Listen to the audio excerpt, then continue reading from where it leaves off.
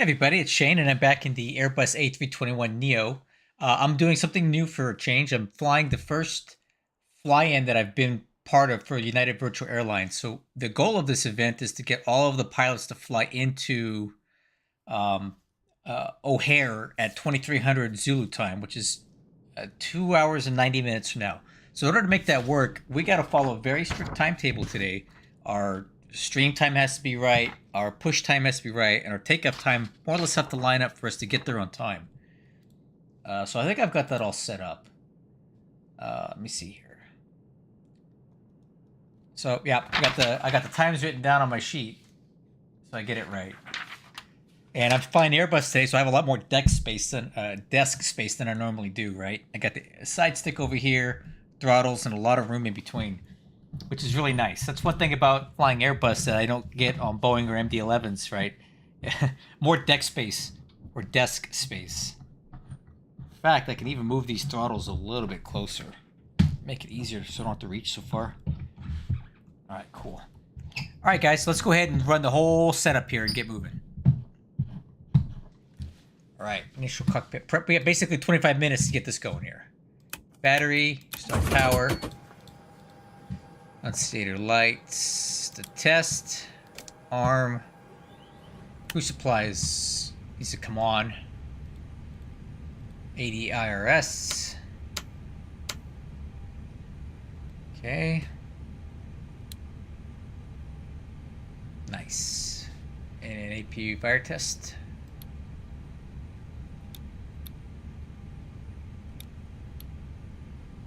All good. Parking brake. Released. Okay. Nice. Let's wait for the systems to come online here. I'm going to be going a little bit faster.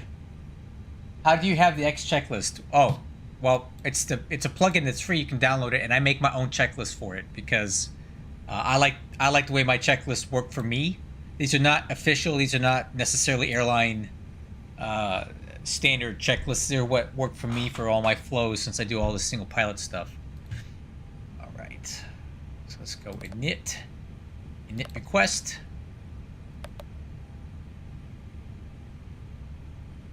Okay, I'll fly as high as I can. I think we're at 370 today.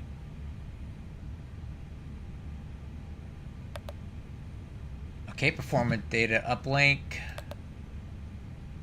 Nice. Wind, let's grab the winds.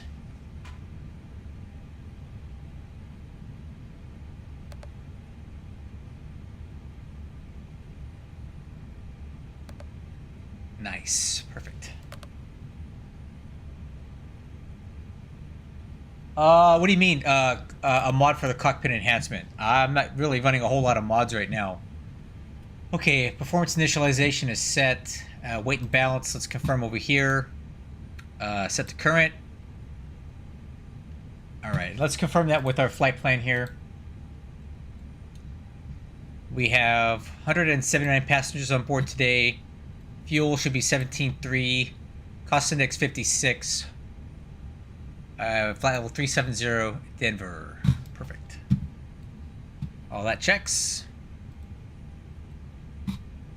All right, and let's continue on with this. So flight plan. Okay, let's pull up our departure here. So we want 3-4 left. Let's see here, departing 3-4 left. Okay, then departure. 3-4 left. And we want the ME's 8 with the Zircle transition. Let's make sure that all looks right. Okay, perfect. I'll tell you what, I'll put this on plan so we can follow along with it. Okay, when we get to IRK, we're going to pick up the Binky 6 arrival.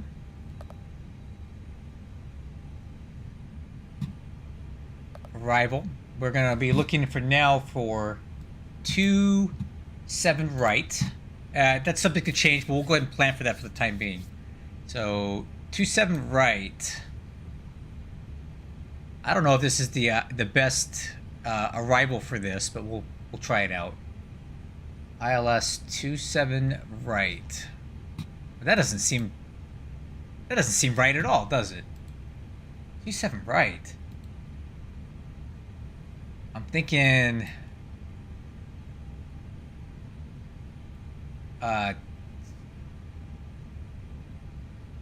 27 right is way too far up there. That's not going to work for me. Let's try 27 or 28 center something. 27 center. This is all subject to change, but I don't like that. That's way too far up there. 27 center. Let's switch that over just for now. I can find it. Change to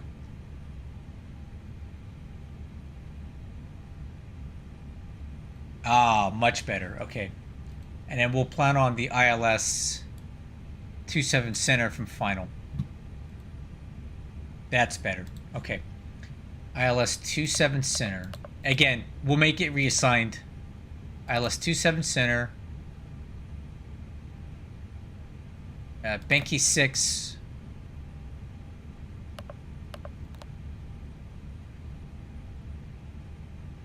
All right. Now let's check that out.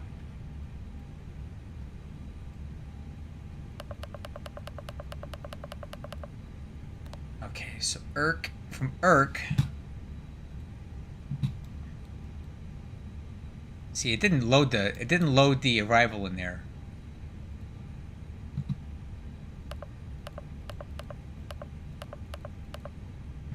I don't like this Airbus MCDU. It's not my favorite.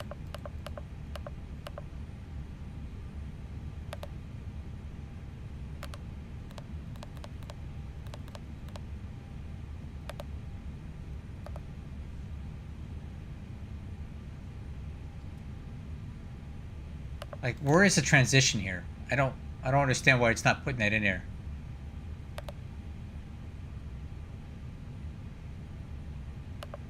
There it is. Okay.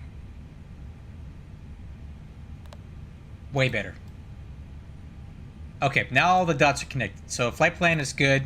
That's set. Now we're going to go over to... No, it's not. It's all stock. Let's go over to performance and let's go ahead and run take off data uplink.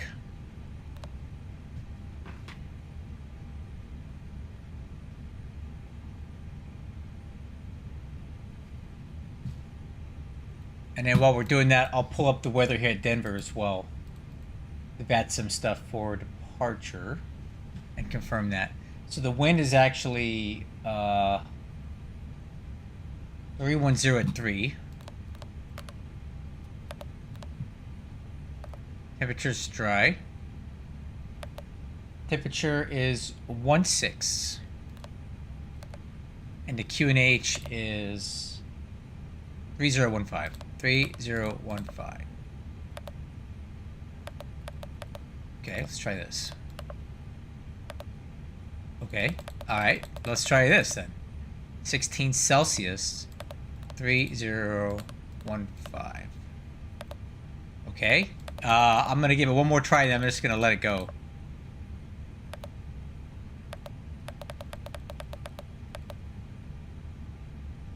I don't get it. 16 3015.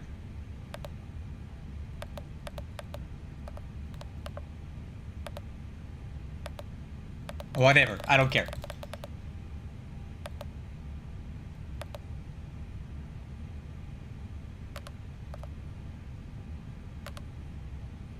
Maybe I can put it in here. 16 3015. Nope.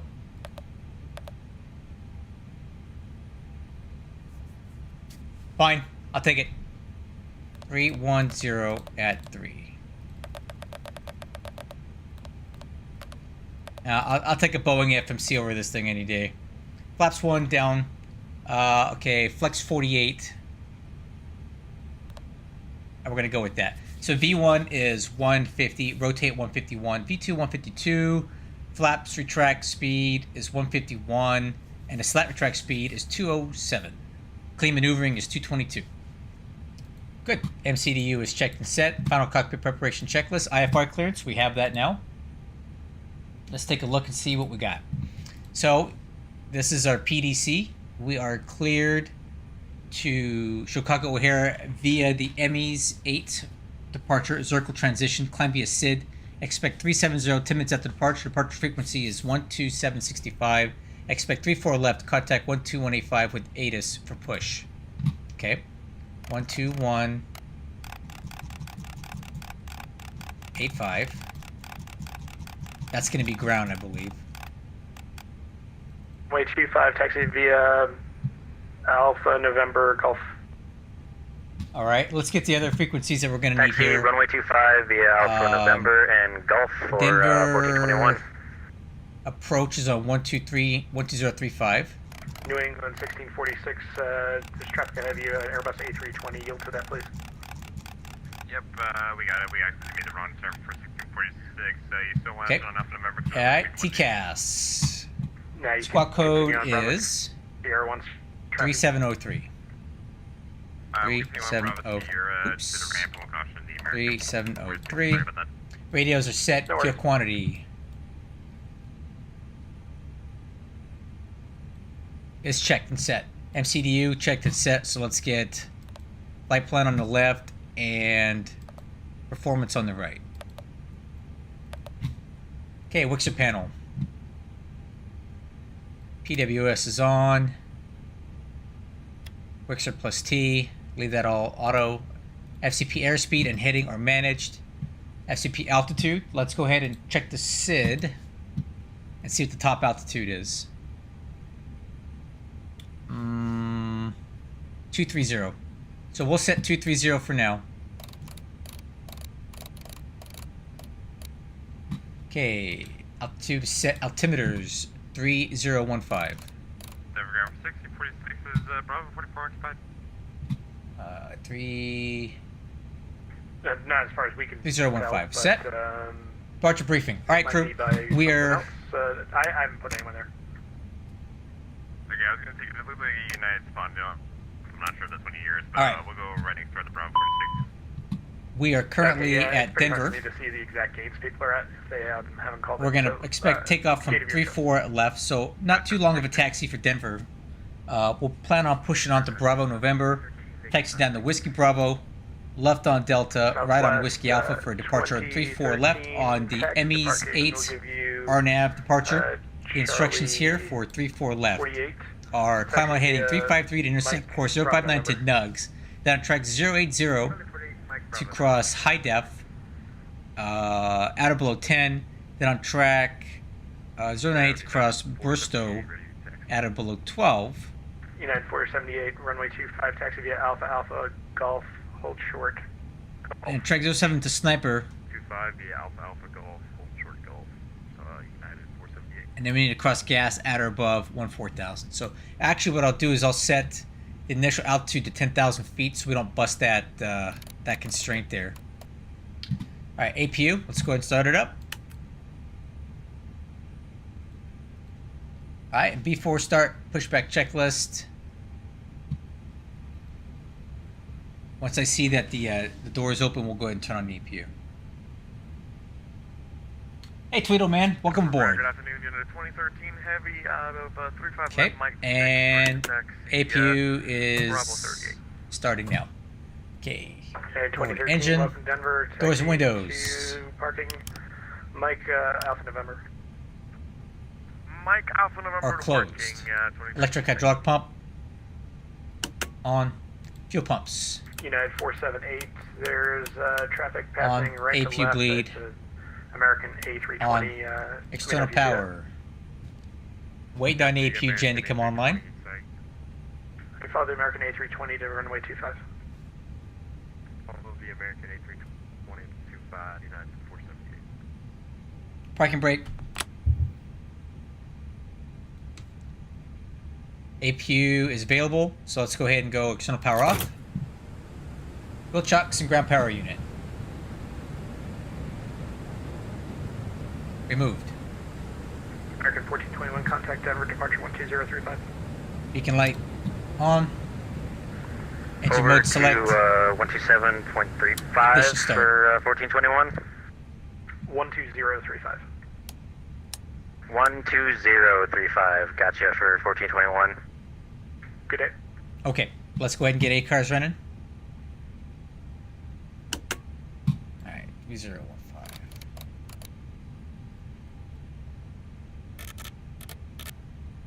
And A cars coming online right now. Sim brief. Oh, sorry, smart cars.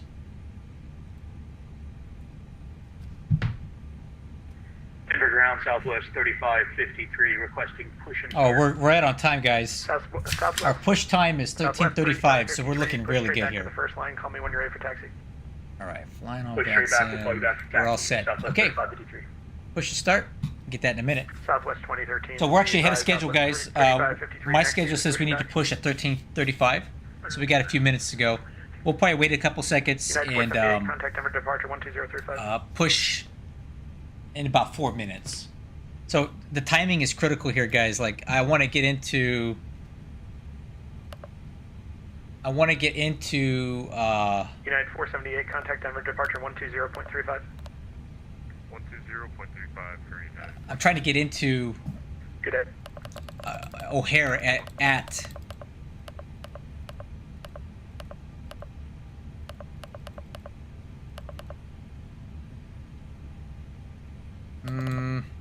Southwest 2013, you plan on going back out?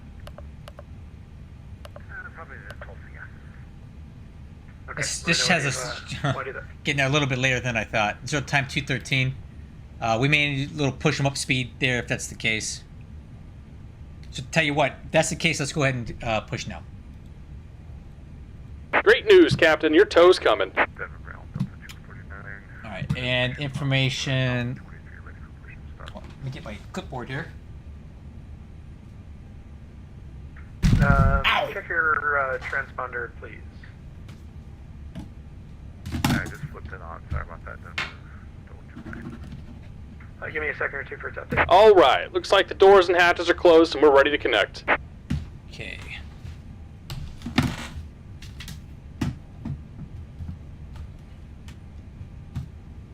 Delta 249, push straight back to the first line, call ready for taxi. Okay, push back to the first straight line and call for taxi Delta 249. All right. Information. Information Charlie is current. I'm sorry, information Papa. Denver ground, good afternoon. United 4532 with information Papa ready for push to start. United 4532, check your transponder, please. Okay, Mo Charlie.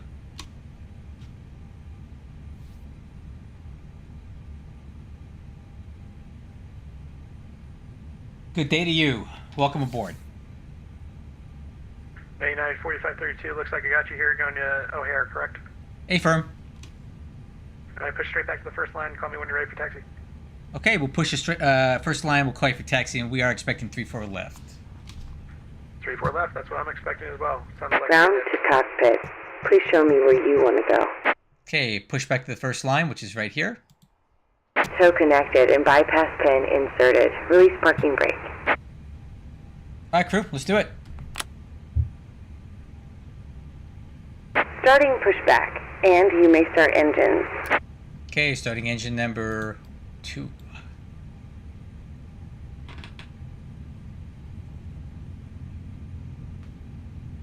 Oh, yeah, this cooling crap. Dual cooling. Forgot about that.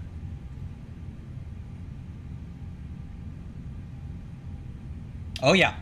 We got a little event going on today. We all trying to land in O'Hare at the same time. So timing is critical for this.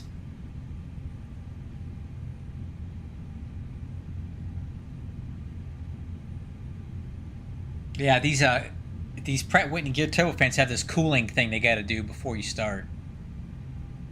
So once that cooling time elapses, we'll be able to continue spooling up the engine. So that's done. And once that engine's done, this one will start spooling up, and then that one will spool down. And when we go over to start engine number 1, we won't have to wait for this.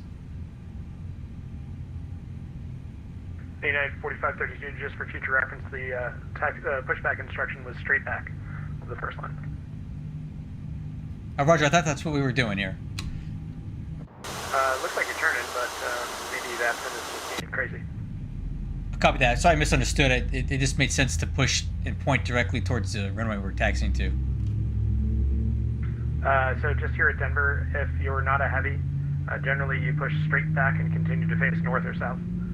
If you're heavy, you point towards where you're going. But it's no worries. We'll make it all work. Copy. Thank you. I'll keep that in mind for next time. That makes no sense to me. Why would we do that? Denver ground Southwest 3515. That doesn't make any sense, but whatever. Information pop, requesting taxi. So what's the difference between a heavy and a regular narrow body? Operation complete. Go ahead and set the parking brake. A321 pushing from the south. All right, good. Starting 1. Alrighty, and taxi. Disconnecting tail. Stand by. We'll keep an eye out. Yeah, I don't understand that weird Denver situation. I don't. That doesn't make sense to me. Denver ground Delta 249 is ready for taxi. Delta 249, taxi runway Good 25, flow, taxi PG2. via Alpha November Golf. Okay, taxi 25 via Alpha November Golf, Delta 249.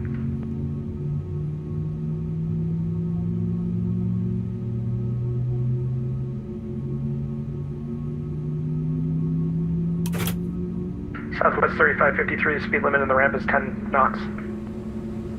I apologize. Looks like I was take off Okay, speed there. good start on engine I see 1. the plane Tower starting to go disconnected around. and bypass pin has been removed. Hand signal on the left. We'll see you next time and have fun up there. You can go past him on Bravo November. He appears to be on the green line, which is south of that.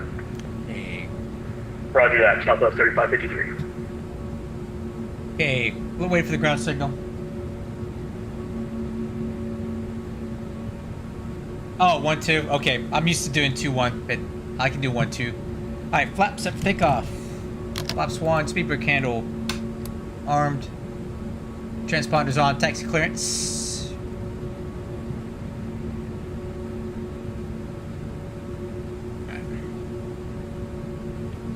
Denver ground, United 4532, ready for taxi 34 left. I don't know of any. United 4532, runway 34 left, taxi via Bravo November, Foxtrot, Whiskey Alpha. There's a Southwest 738 that is passing on your right. Allow them to pass ahead of you first and then fall behind them. Okay, 34 left via Bravo November, Foxtrot, Whiskey Alpha, and we'll follow the Southwest 737, United 4532. Alright, crew, that's good. Turn off. Nose a taxi. Alright, I'm ready to go.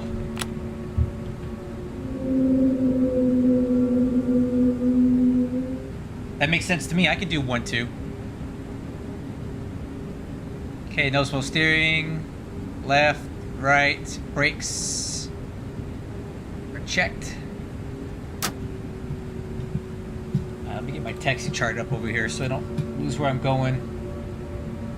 And then let's do flight controls, check. Aileron, oh, that's not, ailerons left.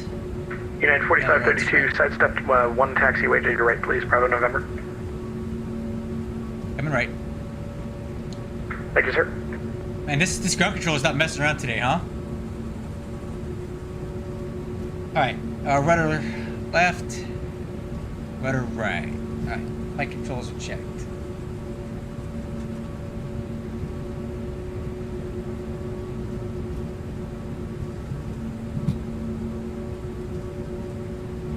Alright, auto brakes, max. We'll go way too fast here.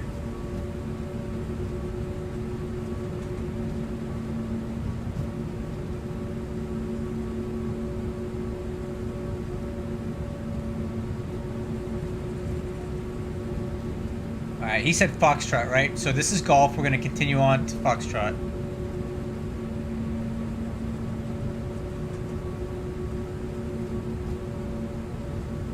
Checklist.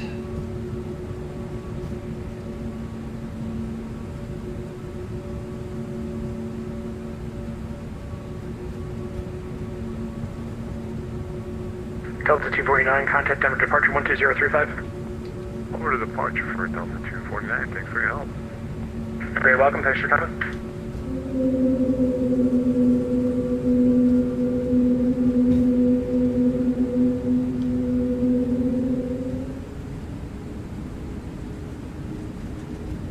Okay, Foxtrot down to Whiskey Alpha.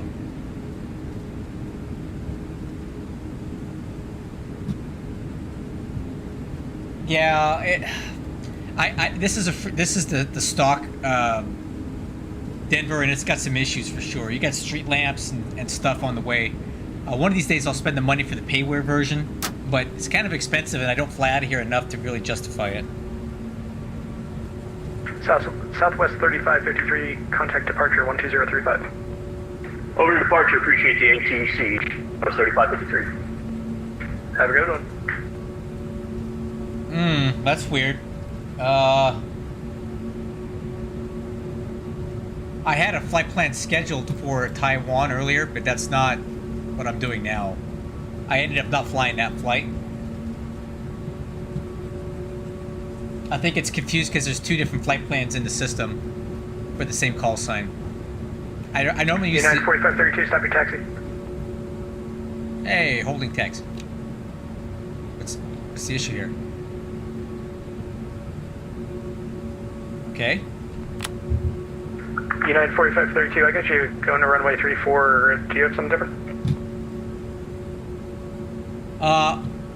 My scenery here.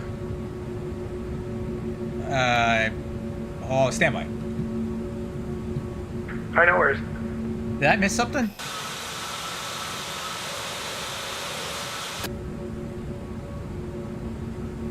Yeah, it looks like I may have missed my Whiskey Alpha here. Am I able to do a 180 turn?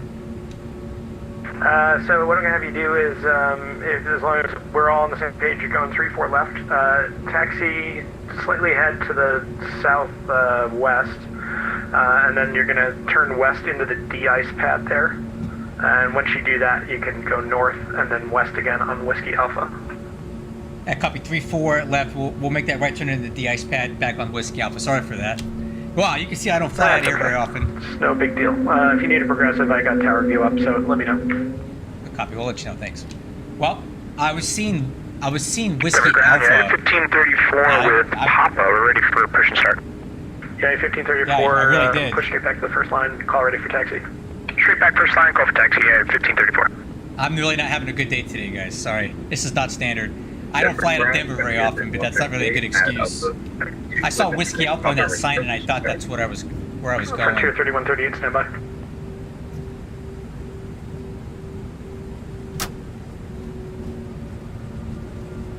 This is definitely a non-standard day for me. Frontier 3138, check your transponder, please. Yep. I just don't. I fly out of Denver maybe once a month, so there's that. Let's give it a moment for it to cycle here, and I'll get you going. Alright, and then Whiskey Alpha's here. Although that's, there it is. That's what I missed. I was reading that thing. It said Whiskey Alpha Ice Pad. Frontier Flight 3138, I got you going to Miami on the FT departure. Is that correct? Yes, that's correct. Frontier 3138. Frontier Flight 3138, push back to Alpha face west. Push back to Alpha face west, Frontier 3138. United 4532, thanks for coming to visit us today and putting up with all of the crazy scenery nonsense. Over to departure for you, 120.35. 2035 for United 4532. Sorry for causing all kinds of havoc over here. I just didn't want you to end up taxiing into the next county. Yeah, that's what would have happened. Thanks. Have a good one. Okay, radar switch. Cabin report. Frontier 3138, confirm you have information for Papa on board. Ready to contact the altitude. Hi, welcome aboard. Alright, I better pay attention to what I'm doing until I look at the chat again. Decreasing, trying to pull up. Southwest 3556, ready to climb, maintain flight level 2. Okay, let's get the lights on.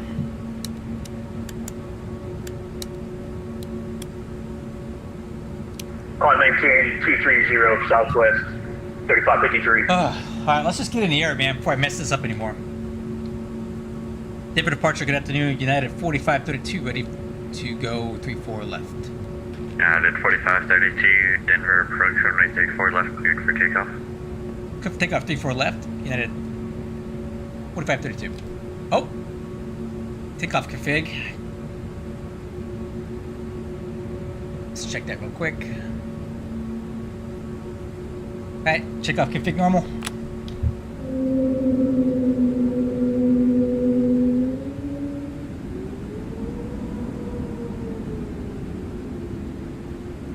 Don't mind this road going into the runway here. Approaching 3-4 left. Yeah, I don't know, man.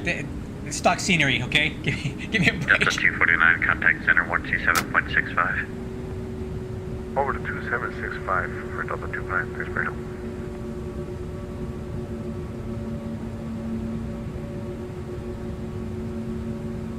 On runway 3-4 left. Oh, look at that slope. Alright, crew. Let's go. Before I mess up anything else. We're clear for takeoff. Start the clock. Power coming up.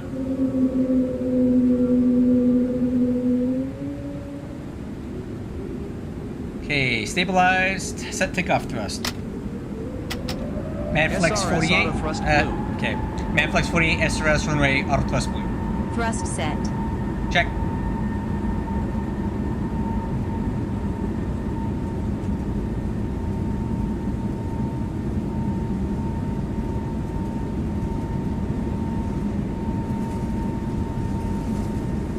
$100 knots. Check.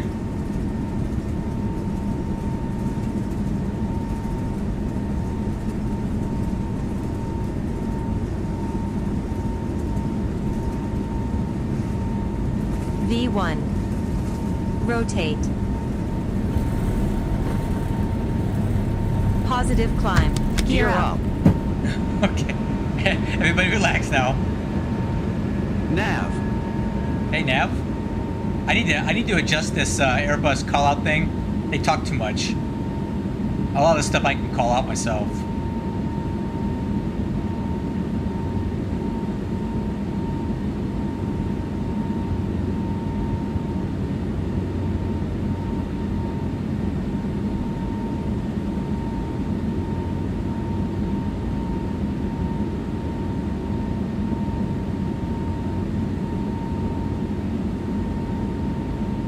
United at 4532, ready to contact sales station.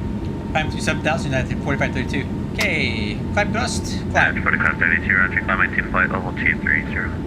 Climb maintain 230, United 4532.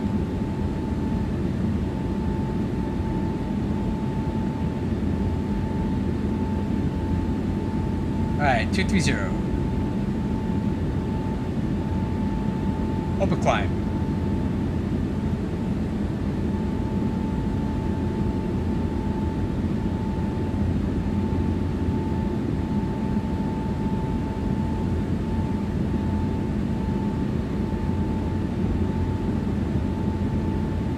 Okay, flaps up.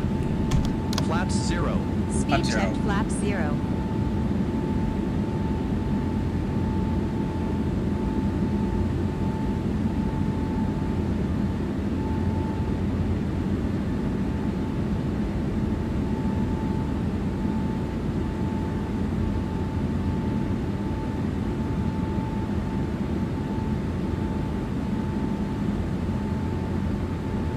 Okay, we'll keep the autopilot off to 10,000 feet. I like to fly it by hand.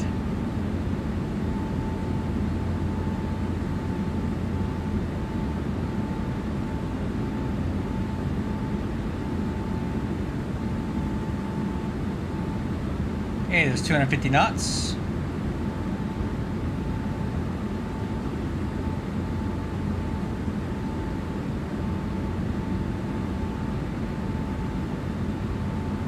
Okay, at 10,000 feet, we'll turn on the autopilot.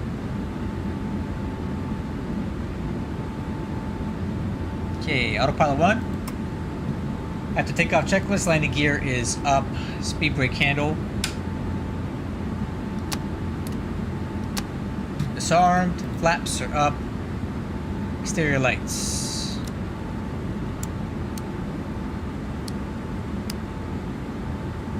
Okay, holding for altimeters. Whew. Okay, well, other than some really terrible taxi disasters leaving Denver, the takeoff was good. And Denver Center is going to be on 127.65. Let's get that ready.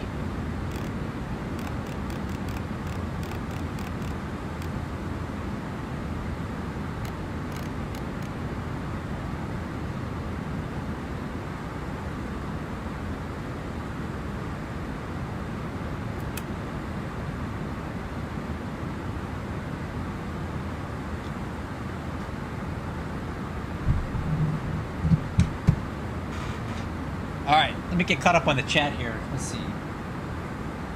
Well, I have map enhancement, so I think that's probably what it is.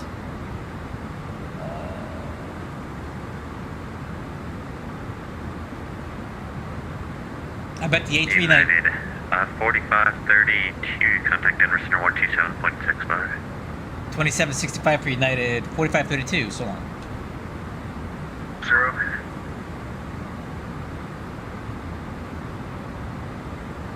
Denver Center, good afternoon. United 4532, climbing 13,000 for 230. Okay, 4 flight 270, Denver Center, welcome. Break United 4532, Denver Center, climb and maintain flight level 370. Climb maintain 370, United 4532. Alright, crew, cleared up to 370.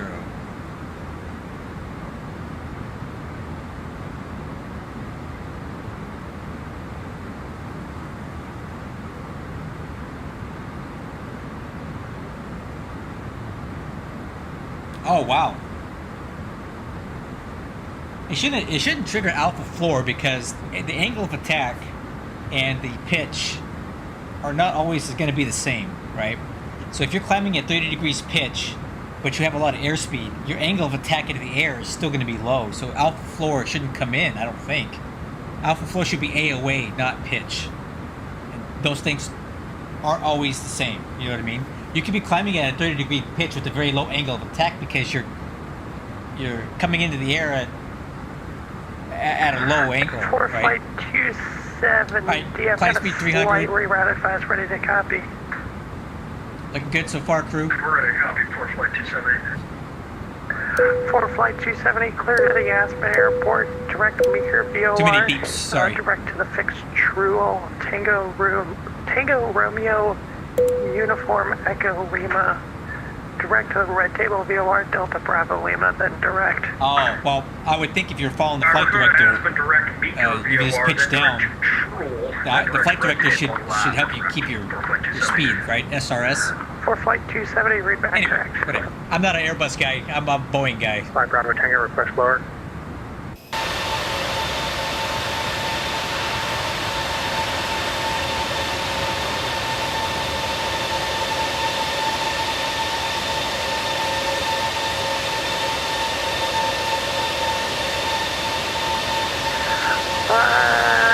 Bravo Tango, descendant pilot's discretion, maintain flight level 290. PD down to 290, 5 Bravo Tango.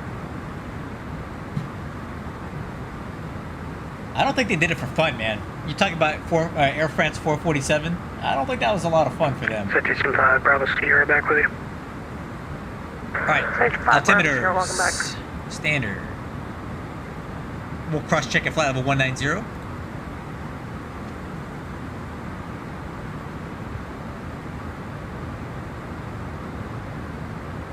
Oh, okay. I bet you it's like 25 degrees or something like that. 30 seems a bit much.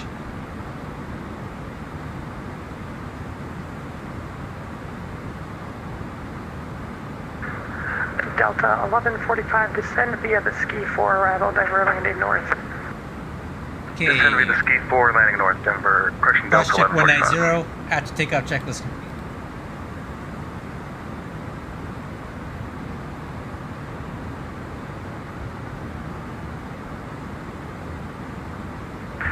November 85, Bravo, Tango, leave my airspace to the South Albuquerque, outflying frequency change approved. Frequency change approved, 5 Bravo, Tango, good night.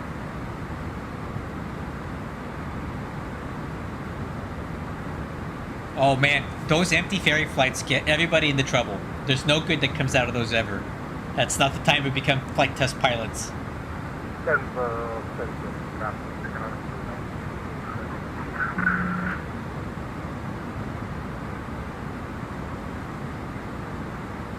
That reminds me of that CRJ crash some years ago with those two dips flying. 319, Denver got Center, up to squawk tree 730. I think 410, and then they locked up the engines and ended up crashing because they were hot dogging the plane because they were doing an empty ferry flight.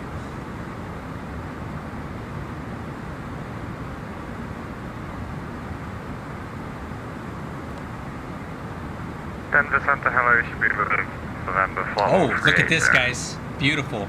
Estimated arrival at O'Hare, 2256. That's dead on. Air We're aiming Canada, for 2300, so let's see if this holds up. radar contact 58 miles southeast, the Kearney VOR, flight level 360, welcome. That's Speedbird calling, say again. Speedbird 44 November, flight level 380. Speedbird 44 November, Denver Center, welcome. Center Southwest 377, 25 miles south of the southwest Dartmouth intersection, 370. Southwest 377, Denver Center, welcome.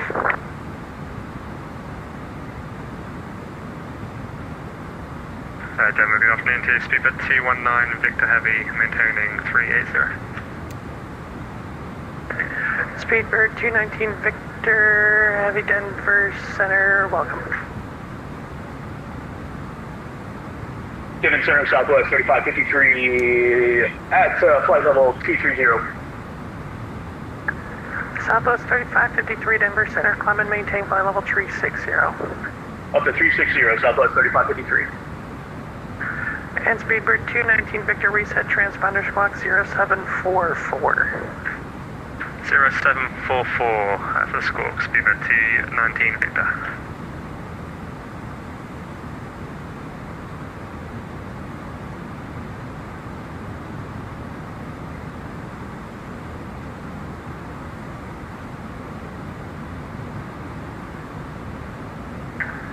For flight 270, cross Trull at and maintain 17,000. Trull at 17,000 for flight 270. And for flight 270, the Aspen altimeter 30 tree. 3033 for flight 270. You know what? Let's go ahead and go back to managed. Hey, climb. I had an open climb because I was trying to skip the altitude constraints that were on the SID. But we'll go back to managed and that'll be fine.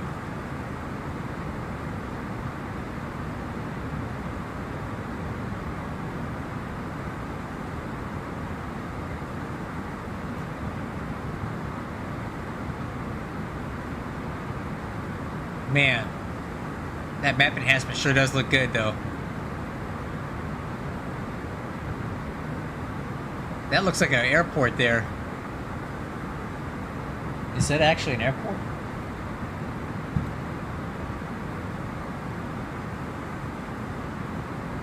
Yeah, it is. Look at that. Colorado 44 November, Plains Regional. reset transponder squawk 0644. 0644, Speedbird 44 November.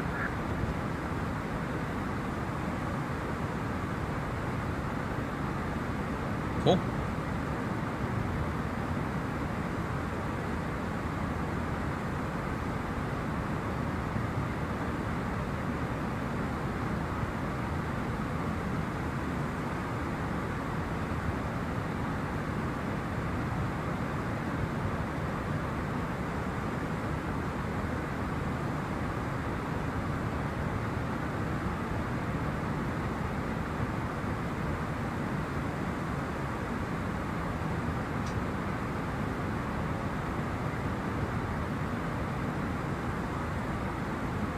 Alright, looking good, guys. Climb through flight level 260 for 37.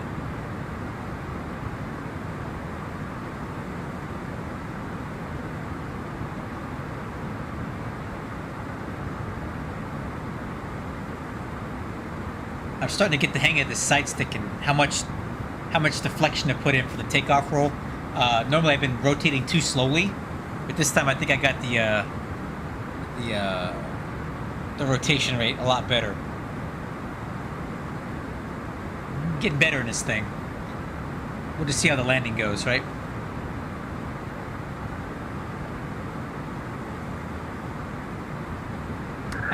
Delta 1145, Denver approach is closing, and I'm about to close frequency change group. Copy all, Delta 1145, see you later. Denver Center, UPS 286, looking for lower. UPS 286, happy to send via the Class 5 arrival, Denver landing north. Send via Class 5 arrival, landing north, UPS 286, and understand you leaving? Shortly. Right.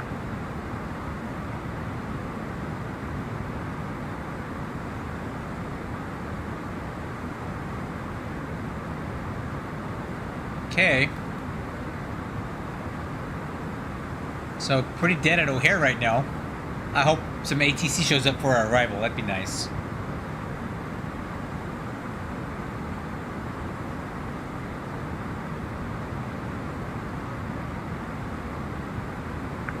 Potential aircraft Denver, all Denver AC will be closing about 3 minutes.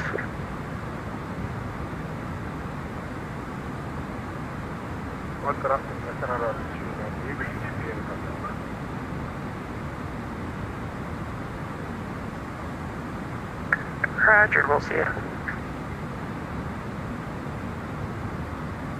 And Center United 4532, if you don't mind, we'll go ahead and excuse our step over to advisory. Thanks for the service. Sweet. Alright, no more ATC for a while, crew. That's quite alright, we don't need them. Passing through 290 for 370. Boy, this thing climbs slow. Man.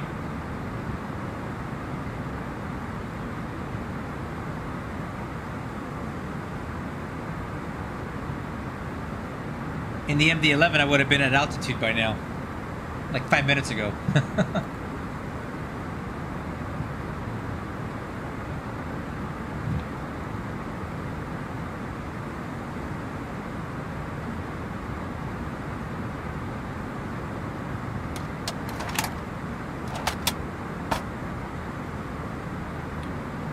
I'm ready for my in-flight meal. Let's go.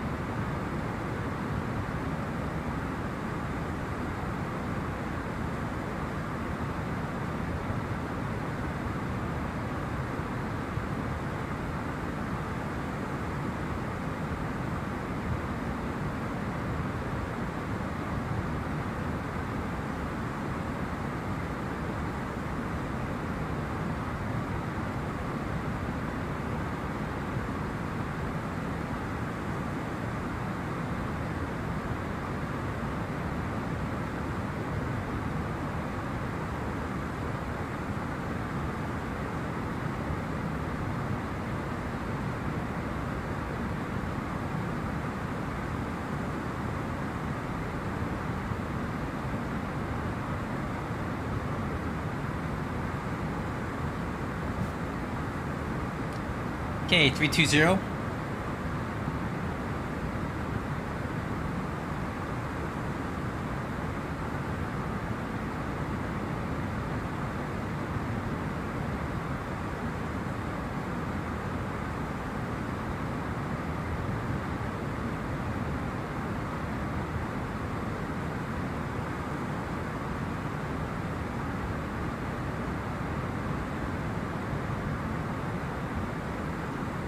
Man, disappointed in my performance at the Denver airport. I kept screwing up.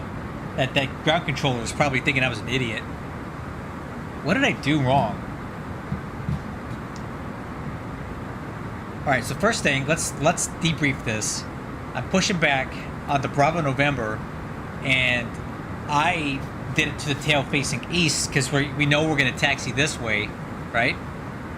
And then he's like, you go straight back only, which I don't understand what the point of that is. Like, they say heavies can turn into the direction of the runway, but the narrow bodies don't. What's the difference, right? Then we come out this way. I hit Whiskey Bravo, make a left onto Foxtrot, and then I saw a sign that said B4/Whiskey Alpha de-ice. I thought the Whiskey Alpha was this right here, but we started going down this way, and we were going to head down Bravo 4. I should have made the right turn on Whiskey Alpha, and I missed the turn. And then he stopped our taxi. Then I had to come back here to the de-ice pad and make a left on the Whiskey Alpha again. After that, we didn't screw up anymore, but yikes. Not ideal. I try to be professional on this thing, and it's embarrassing when I screw up like that. I don't normally miss turns. The tail facing thing, I'll go ahead and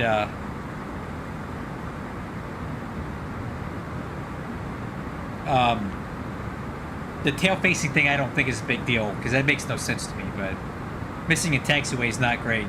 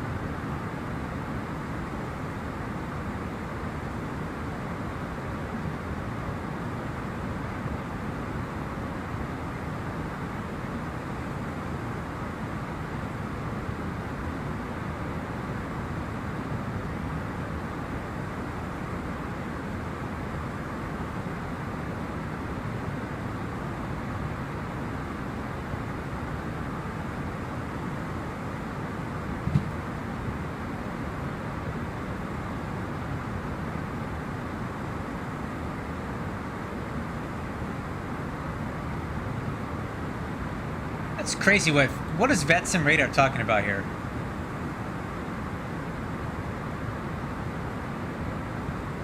I think it's lost its mind.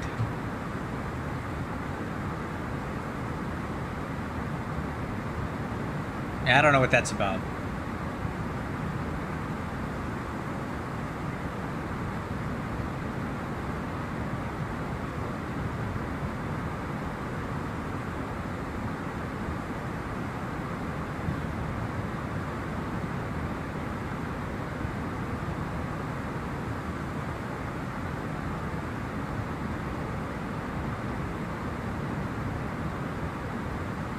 Alright, cool. Let's see what Navigraph says about our arrival time.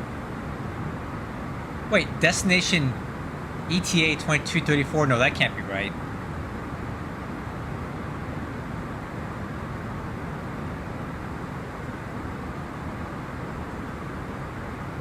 You know what that is? This thing isn't accurate. It assumes like straight line distance at this airspeed, right? We're obviously going to be slowing down quite a bit, and then we got to fly parallel to the runway and come back around. So this ETA is not necessarily factoring in all the other stuff like slowing down, turning around. The actual arrival time estimate is 22:57, which is perfect. I don't think I could have nailed it any better than that.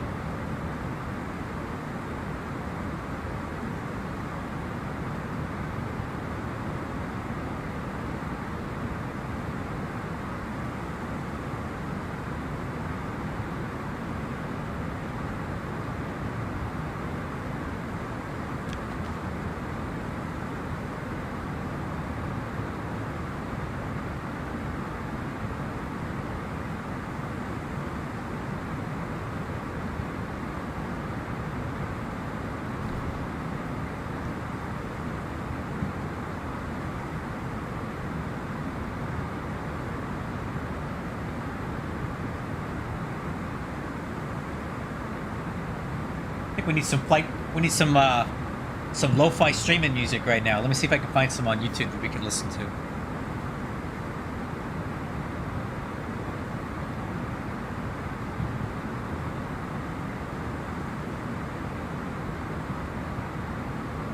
Let's try this one. Go to website you love.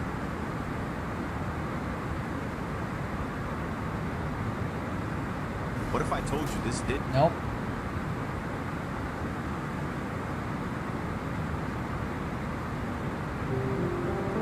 There we go. A little background noise. At crew, we are cruising at flight level 370 now. Let's go ahead and turn the seatbelt signs off. Get nice still air up here.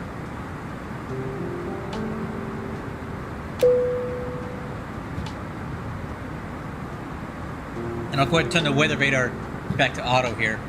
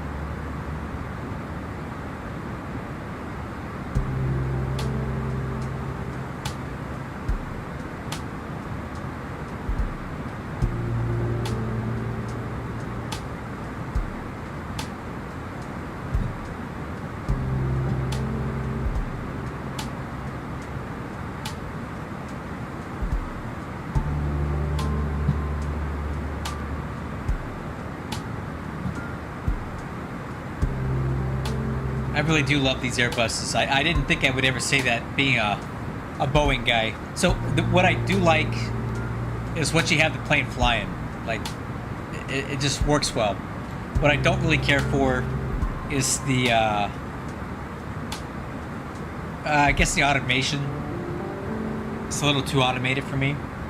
Not enough buttons for me to push and things to do. But overall, like flying it with the side stick, I find it to be an enjoyable experience overall. I like the way it feels when I do that.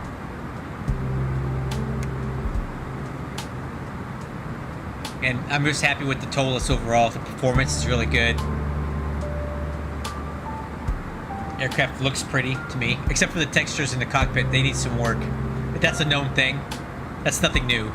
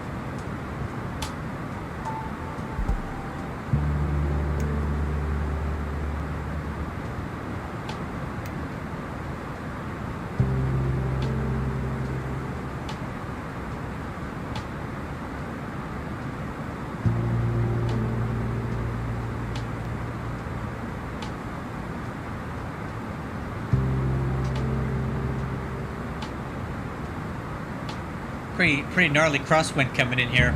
Look at that. From the north, 111 knots. That's why we're flying so wonky right now. So this is our track, but this is our course, right? We have to fly, you know, almost 15 degrees to the left of course to maintain the track.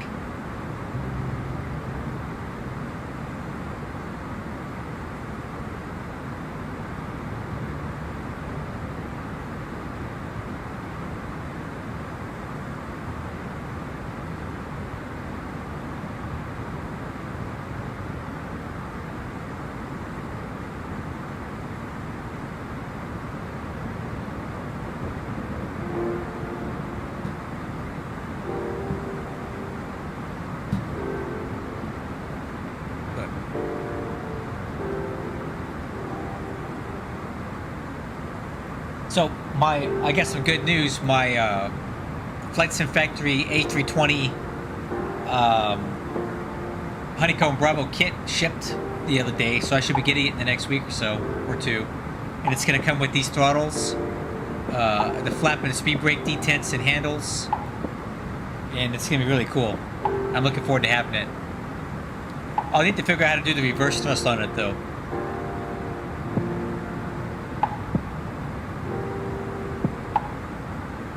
But yeah, those are coming. In fact, let me check my Etsy app and see when where it's at.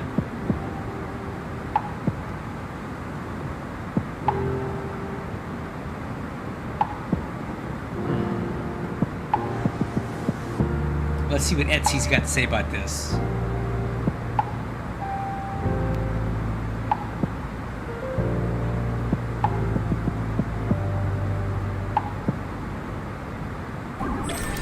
Whoa! What is that?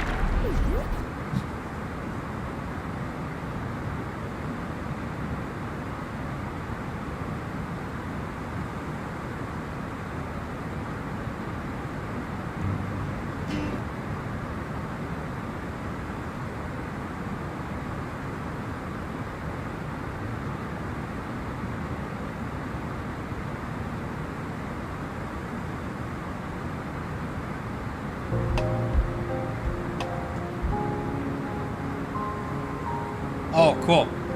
So it says the estimated delivery of my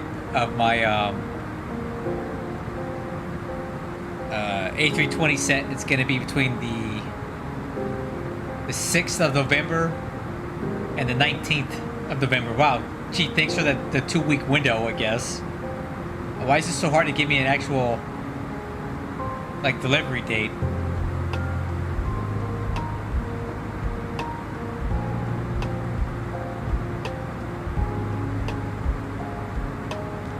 Whatever. That's weird. And then my Boeing set arrives between the 4th and the 17th. I'm looking forward to that one too.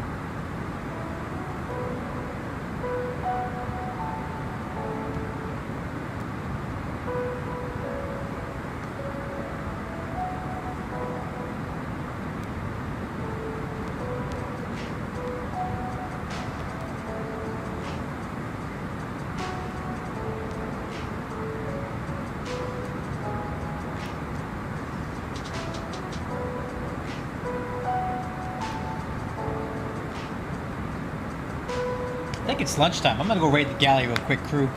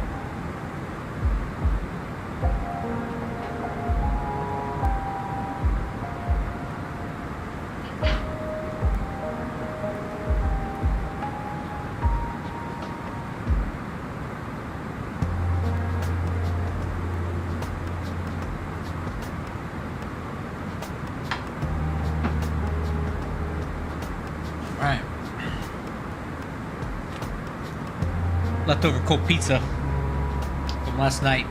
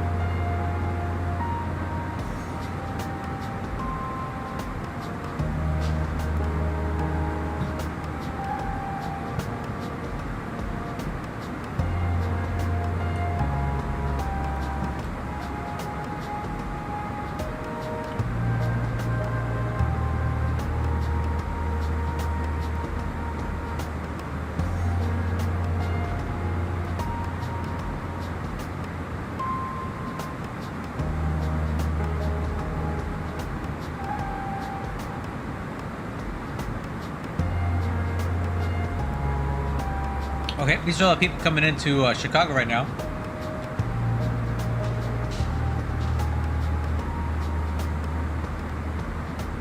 This guy. That's us right there.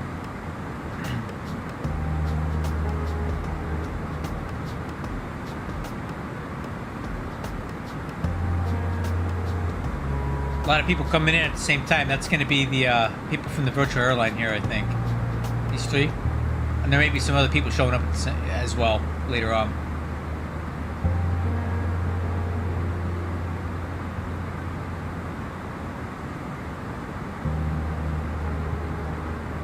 And there's us.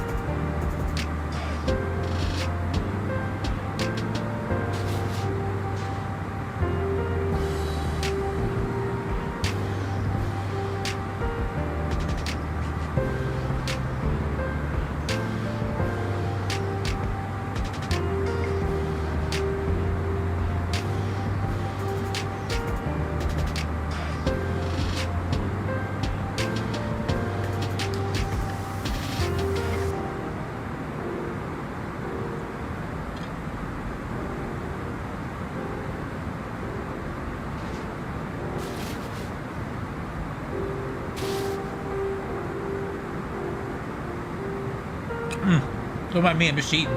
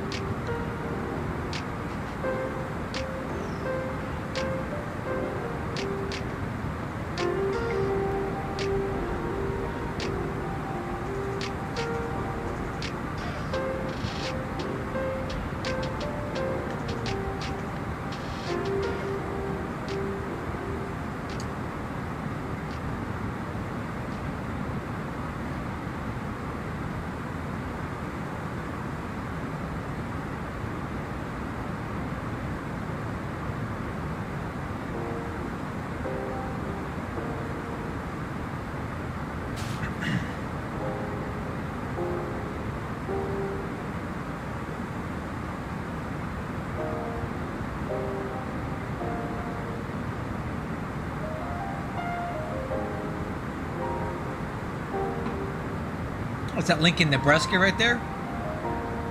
Yeah, it is. Look at that. Lincoln, Nebraska. And an Omaha's coming up pretty soon, too.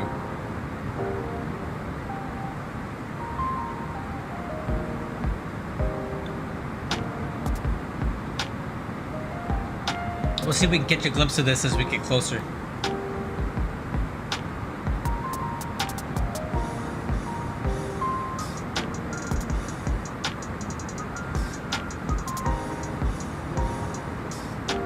I've never been in Nebraska before. It's one of the few states in the United States that I've never actually been to. I mean, why would I, right? There's nothing there.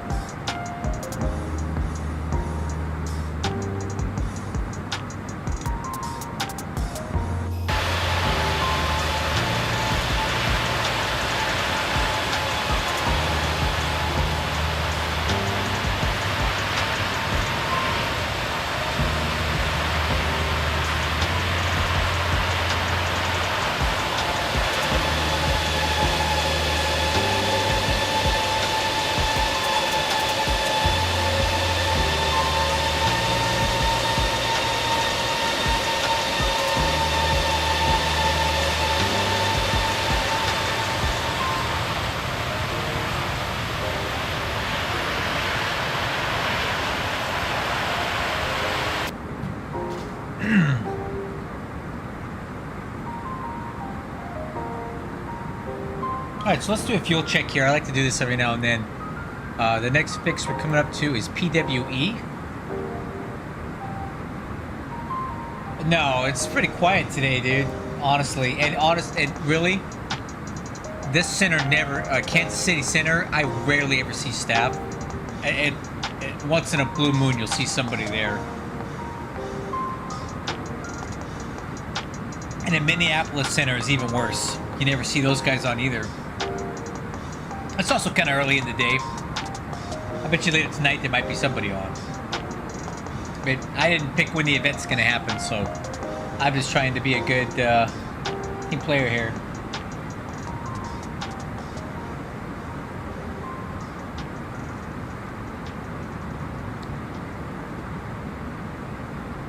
So anyway, PWE, let's take a look at our flight plan here. Oh, Pawnee. Okay, Pawnee City.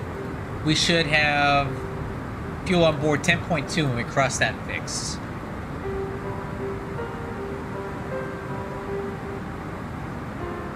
And right now we have 11.5 on board, so we're about 1,000 pounds extra on fuel. We'll see when we cross it exactly, though.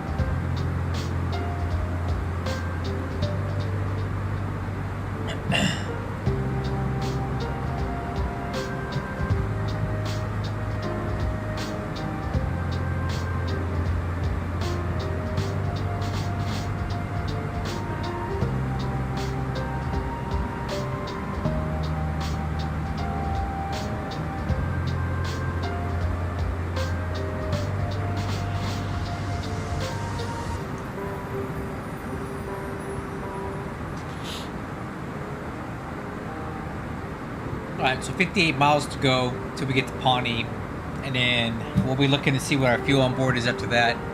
So we should have 10.2 and the tanks 7.2 burned for the flight plan when we get to that point. I think we're going to be quite a bit under that.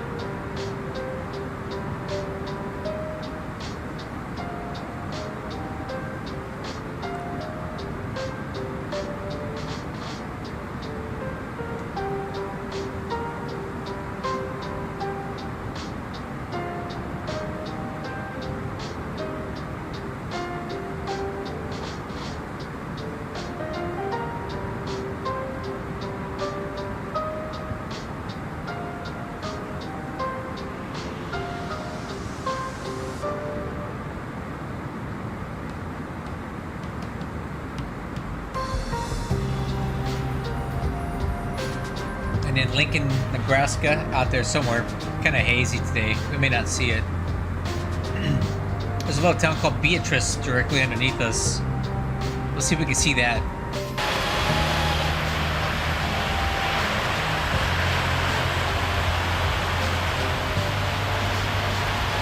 That might be it there.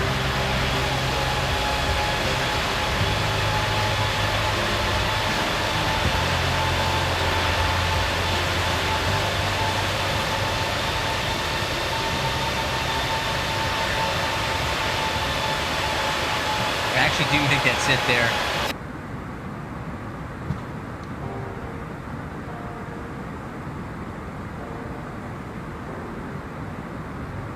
Or not. Maybe it's something else.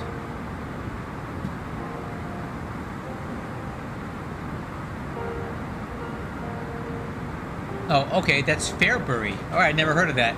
And then there's a Fairbury Municipal Airport. That's what we're crossing now. Beatrice is coming up next. This is Fairbury. Cool. It's not even on the map.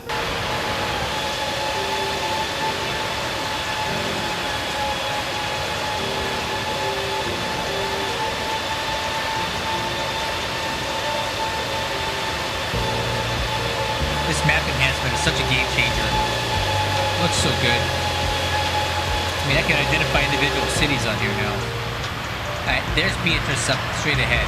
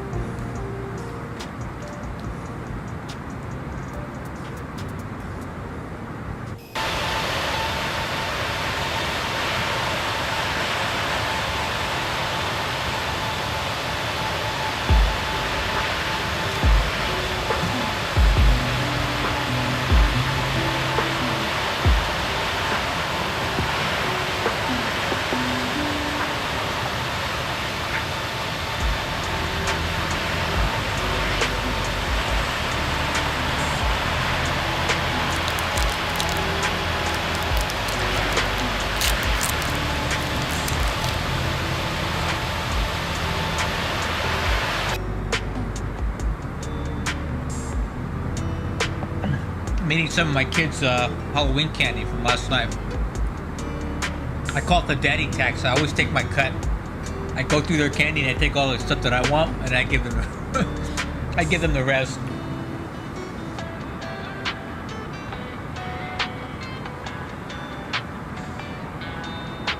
I got Twix right now. I love Twix.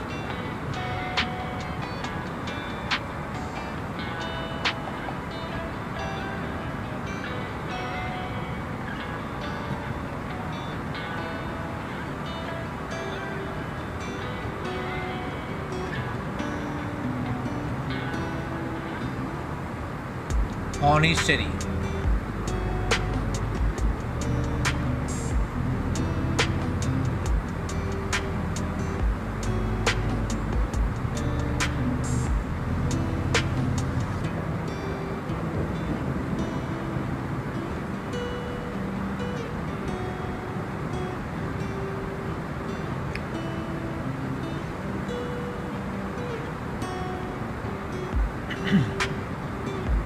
You know what? Our flight plan's actually not too far off. We're crossing Pawnee City with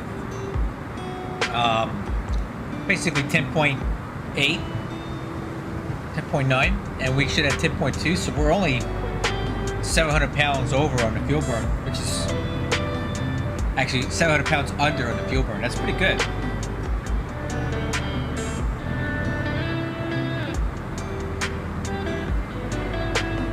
Make that more like 600.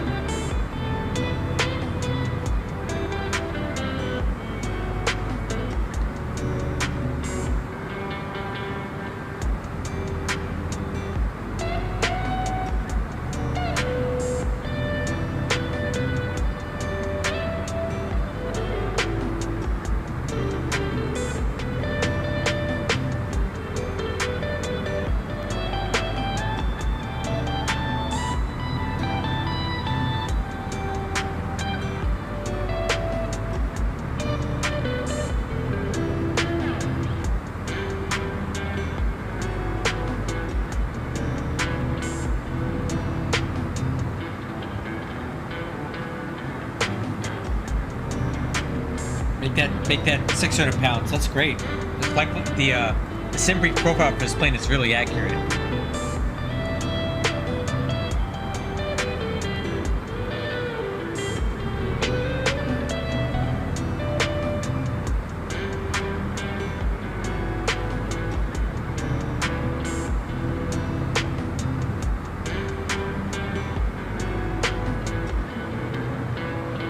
Cool.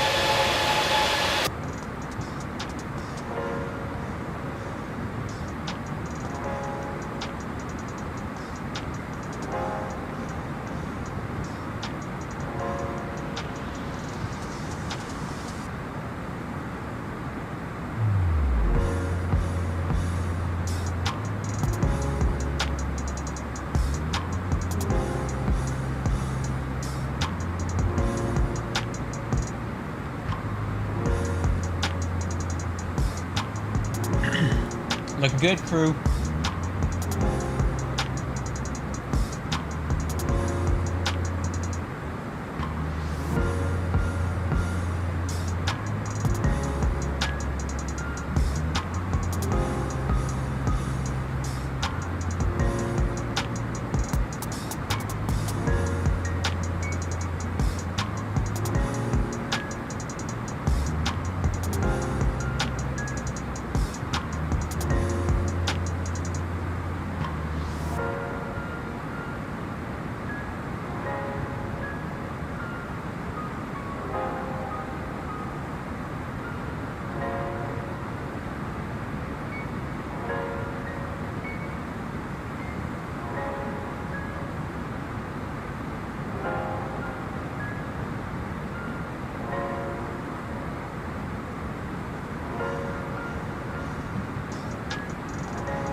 Let's see what other little towns we can see down here.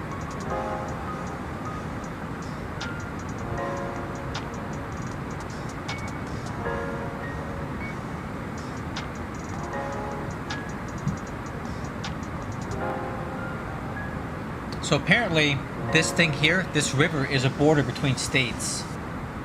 So you got Nebraska on this side, and then on this side you have Iowa. So we're about to cross the border from Nebraska to Iowa right here.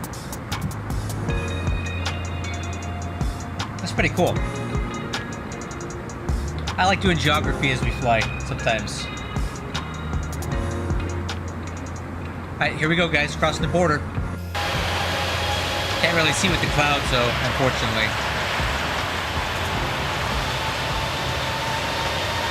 You can kind of see a river down there, see it?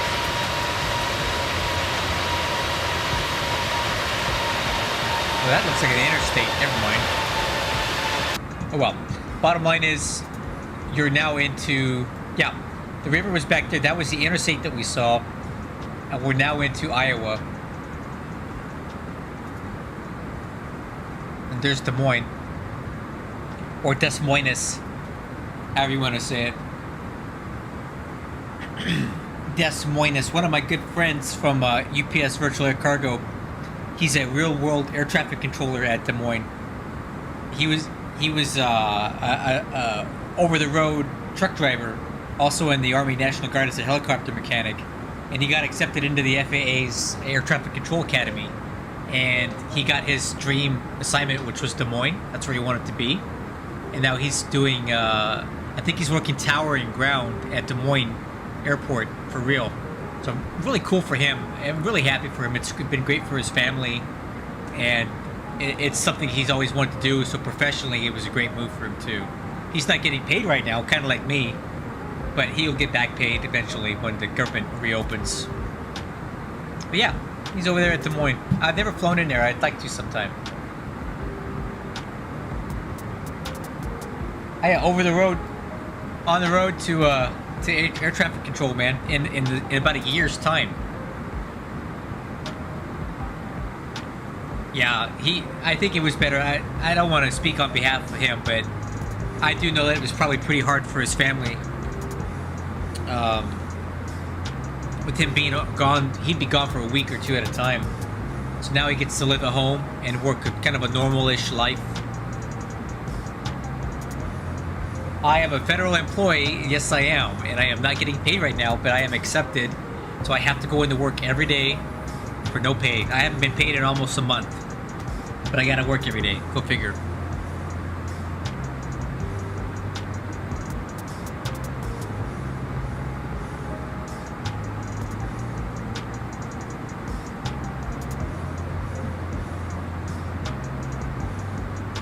Oh well.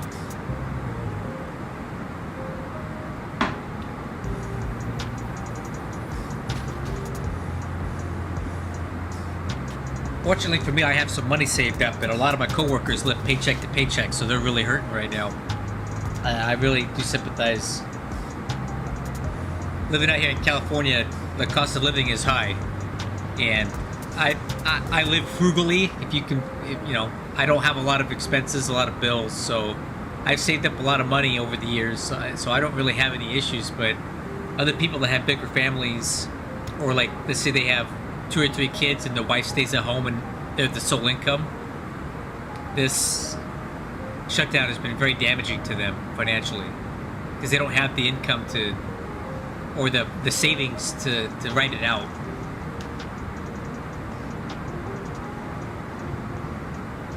Tweedle, I don't know exactly what you do right now. I know you used to be in the you're in the Air Force as a load toad or something, but are you just full-time student now, getting on that tasty GI Bill stuff, or what are you doing right now for work?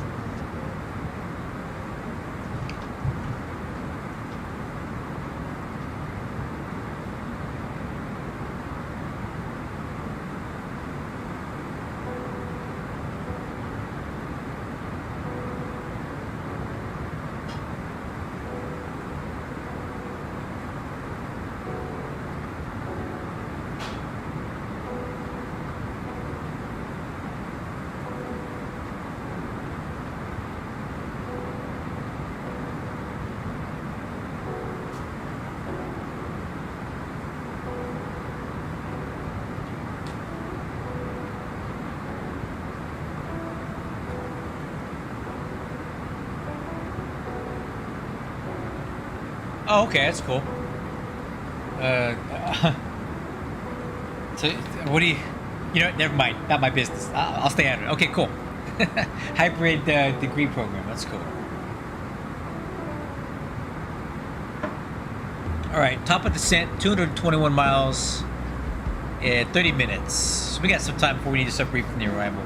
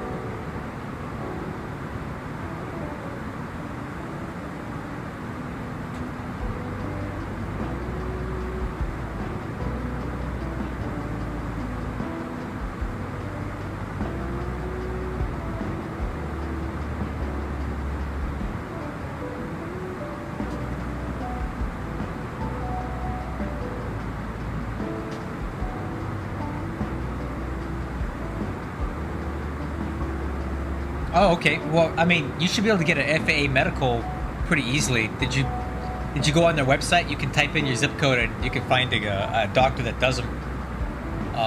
There's probably a bunch of them around where you live. I got mine done in less than a week. My FAA medical when I was doing private pilot stuff.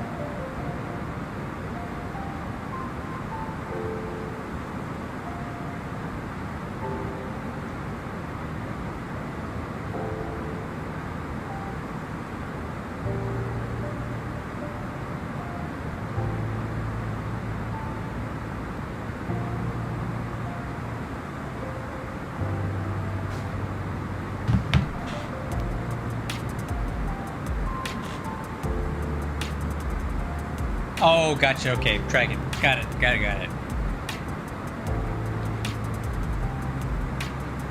Yeah, that VA stuff is a touchy subject for me. Let me tell you, since we have a few minutes, we gotta kill some time. Let me tell you what I think about VA stuff. I do know that a lot of active duty guys getting out, they like to go and try to get their VA rating up.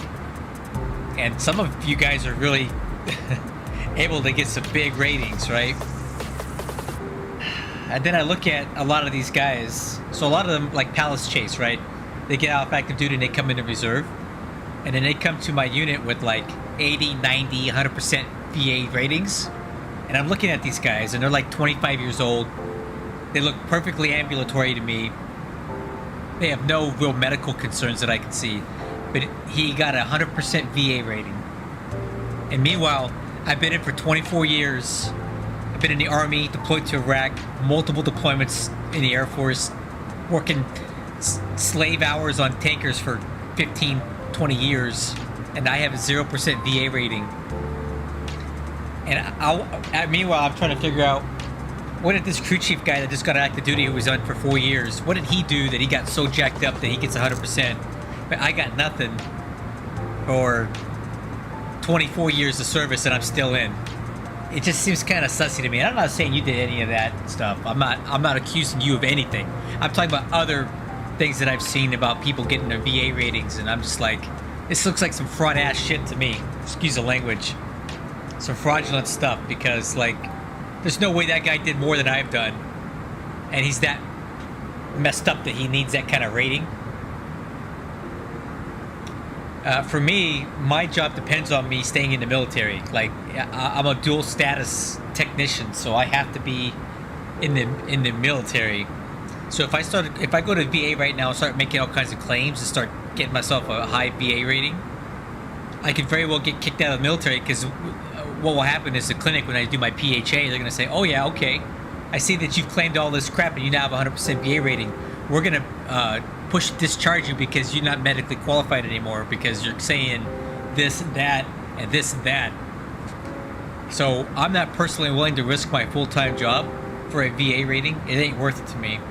So I'm going to wait till I'm getting close to retirement before I even try to play games with that stuff, because it's too risky for me.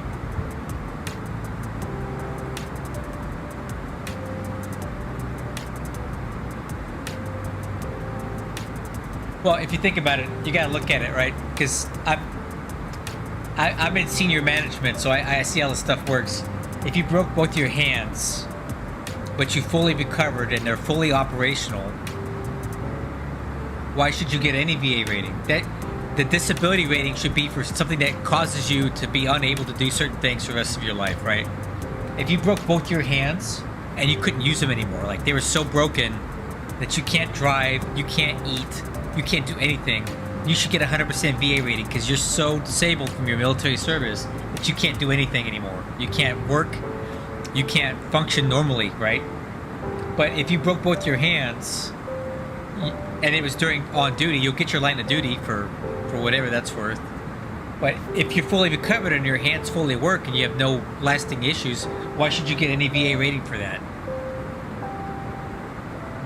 That should be to compensate you for a loss of mobility, a loss of ability to do certain things in your life because of an injury you sustained while on duty. That's the way I think it should be, and I think that's kind of how it's supposed to be, right?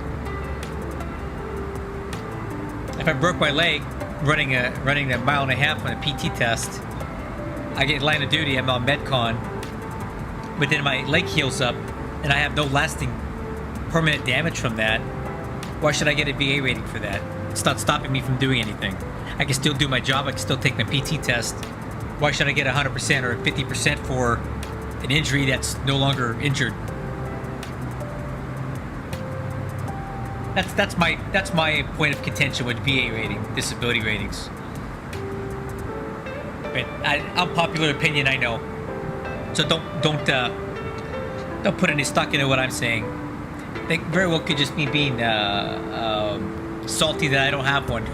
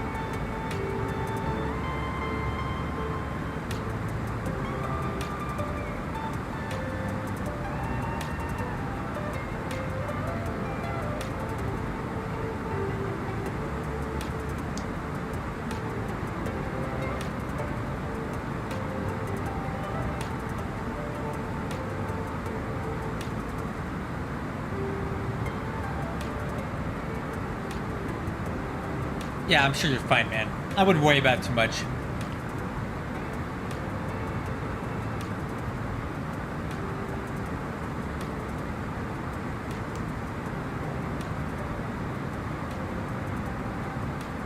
Alright, let's do a fuel check here at IRK. We got 9,000 pounds on board, and the flight plan says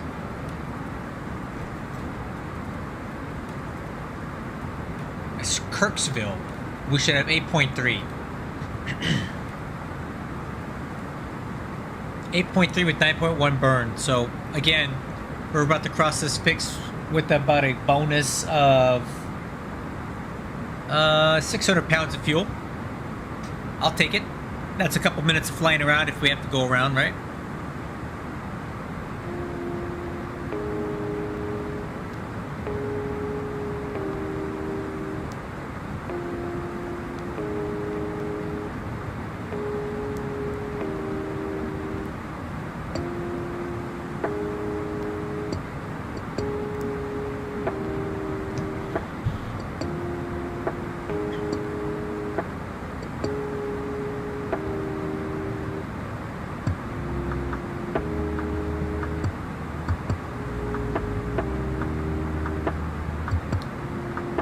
Are you talking about the ToLiss A321? Is there an actual cargo configuration for this? How does that work? I'm not personally familiar with the cargo configuration for this aircraft, but maybe you know one.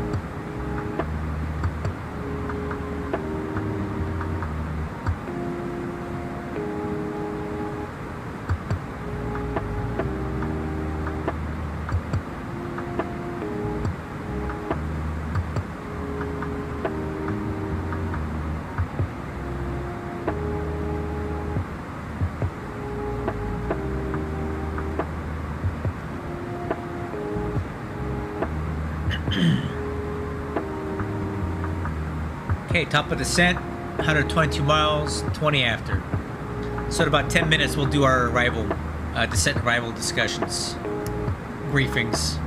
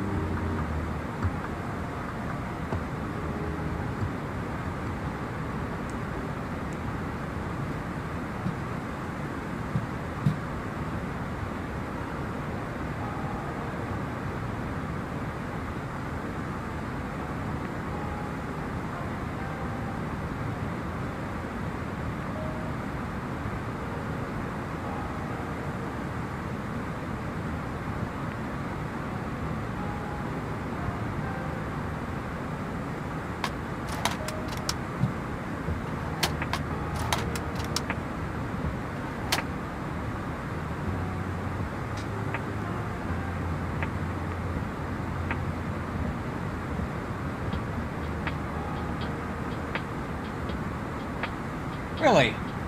Do you have a link to this mod? I'd love to see that. I'm not familiar with it.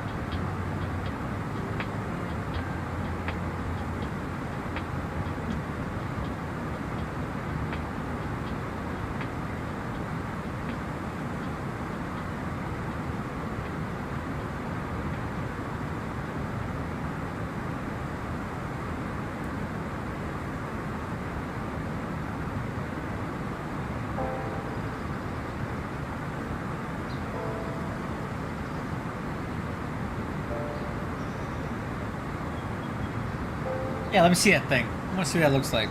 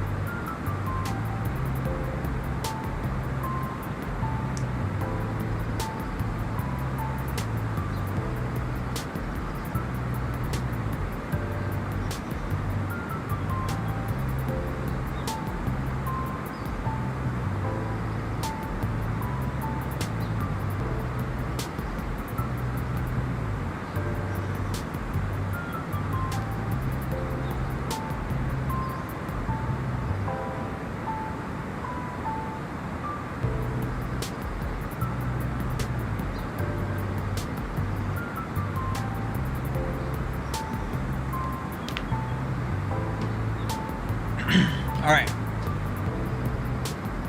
I guess we can go ahead and start going over the landing data here. So let's go over to let's see here, landing performance. Let's check the weather. Okay, wind 230 at 5. Outside air temperature is 9. Altimeter 3006. Landing weight. Oh no, we're gonna be like maybe 149.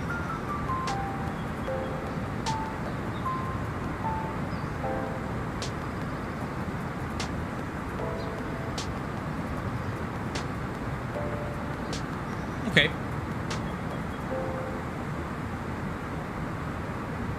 So about 6,600 feet landing distance. That leaves us a 4,500 foot margin with auto brakes low, max reverse thrust, and an estimated landing weight at 149. I think that's our estimated landing weight. Let me check. What's the flight plan saying?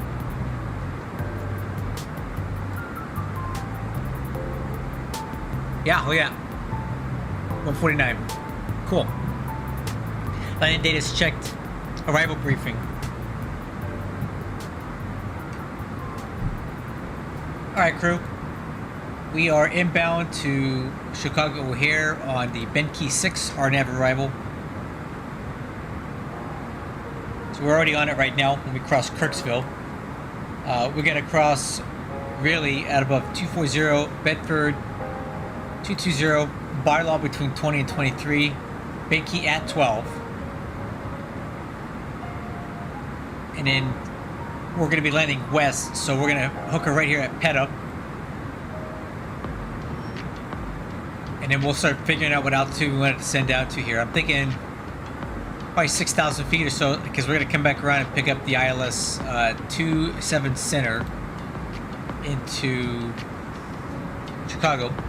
So we can kind of line up here. So Tony is where we're going to probably swing a left to pick this up at. So at Boo, 6,000 feet. That's exactly what I was thinking. So we'll cross Tony at 6,000 feet. Let's make sure that's in the FMS or MCDU. That makes sense.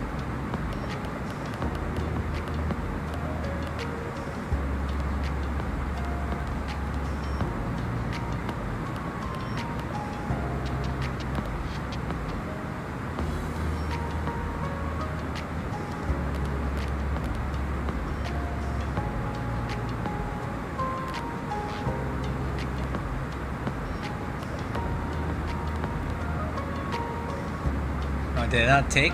Maybe I do it like this.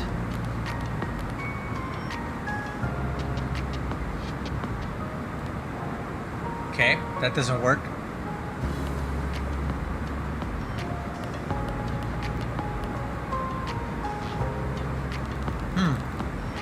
We might have to go open descent there.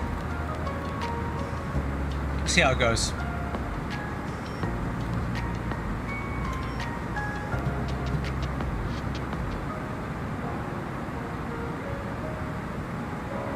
Oh, yeah, so in YouTube, if you post a link, I won't see it. Just send it to me on Discord if you don't mind, because I won't get it in here. Oh, there you got it. What is this thing? Oh, cool.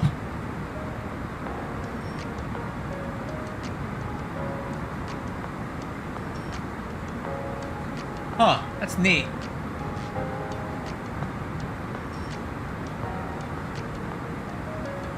Oh, this is really cool.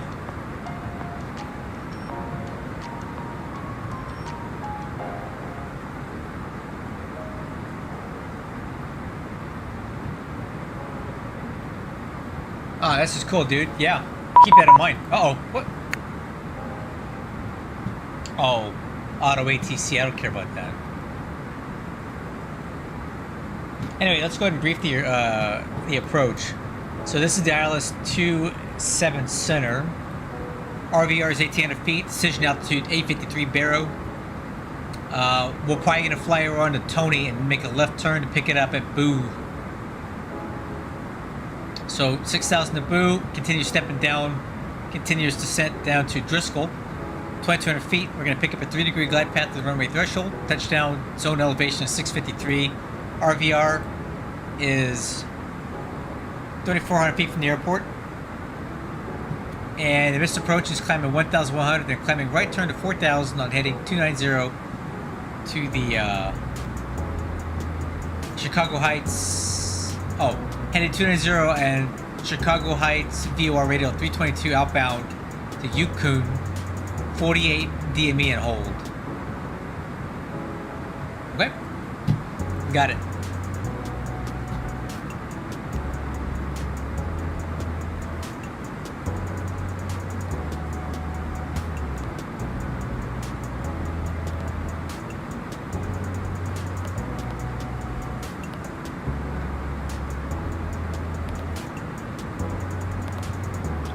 QNH. Let's get the weather here.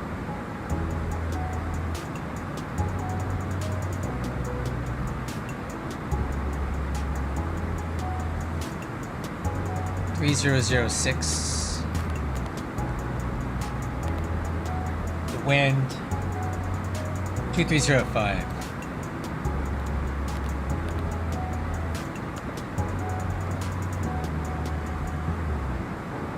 Cool. So approach speed is going to be 136 and the landing speed 131. Plane maneuvering speed's 214, slat extend speed 200, flaps or minimum speed without slats 200. Flaps 146.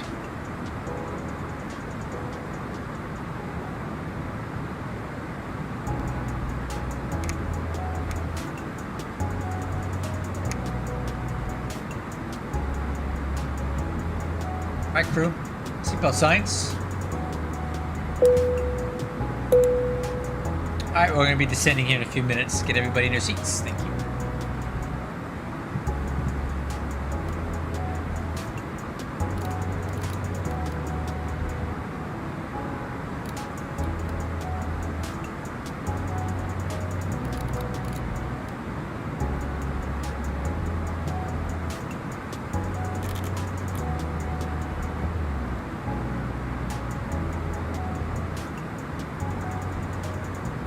Okay, should be heading down here in about 4 minutes.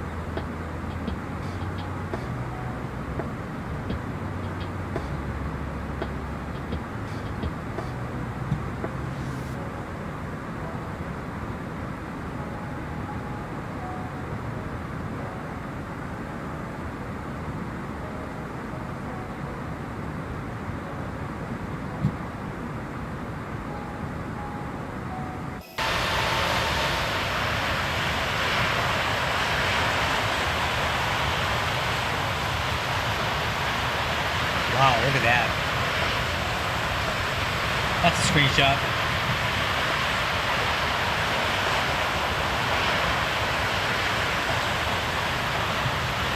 Wow.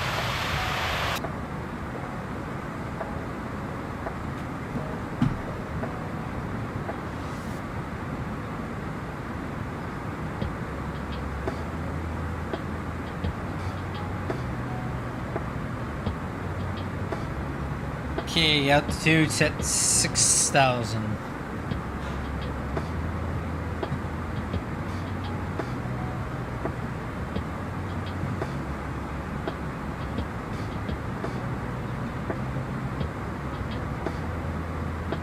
One 2075.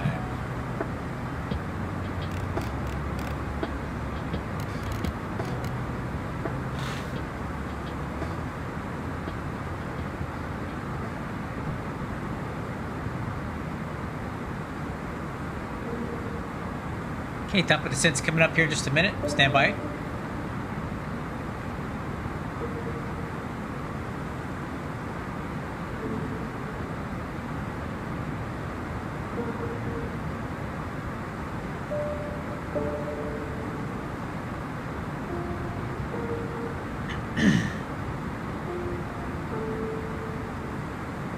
And let's go ahead and head on down.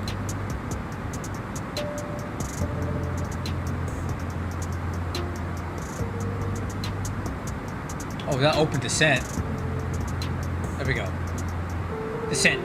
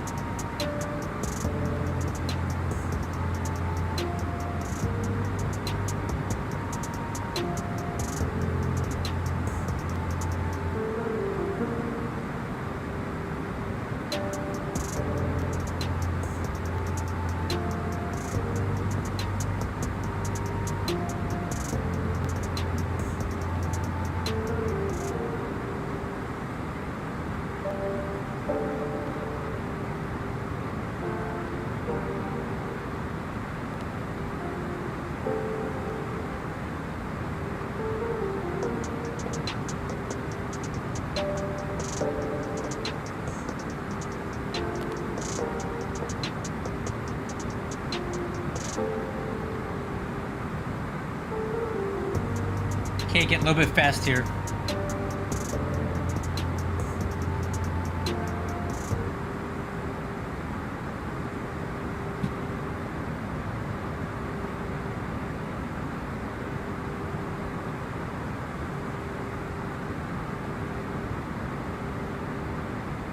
Speed's coming down.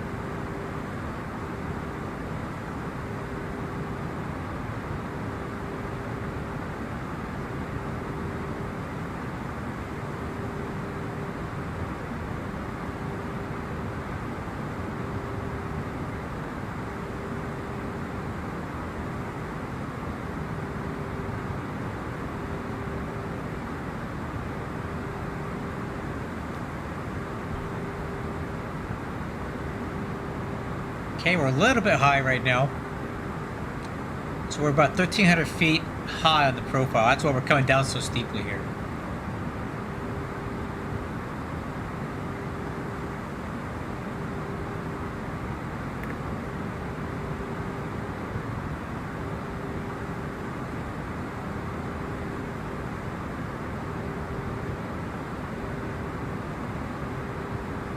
Okay, I'm gonna add some speed brake in here.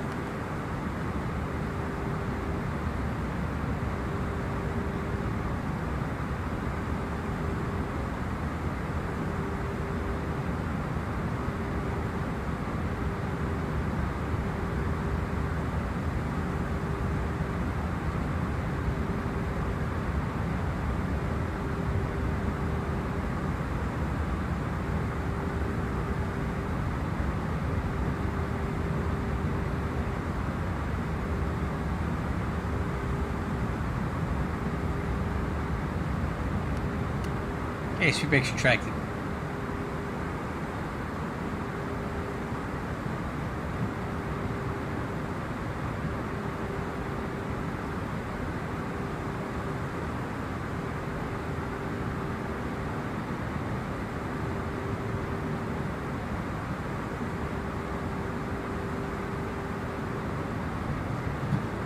Okay, throttle idle, thrust idle.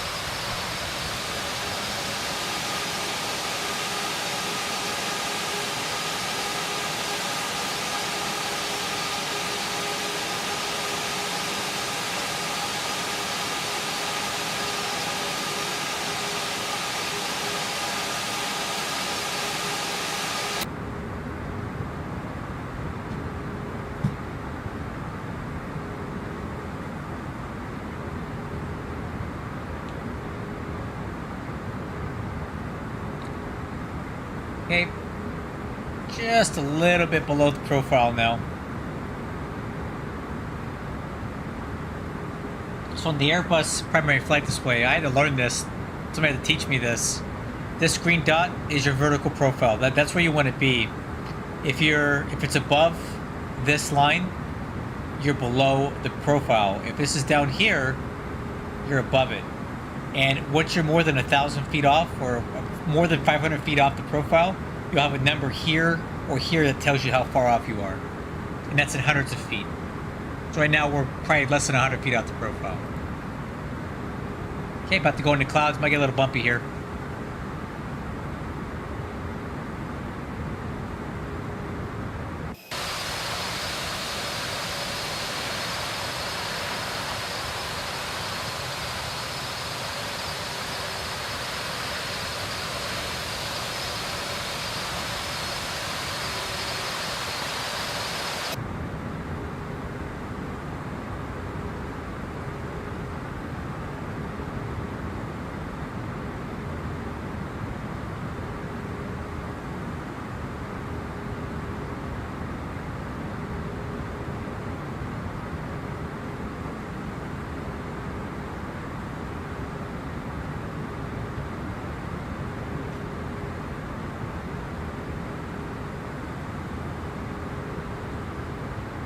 Okay, altimeters 3006.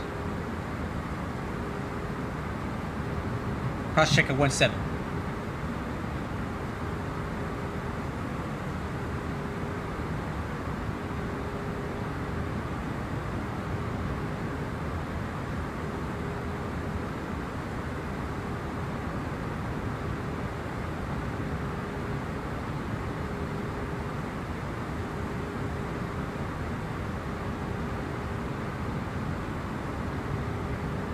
Altimeter setting. Okay, cross check.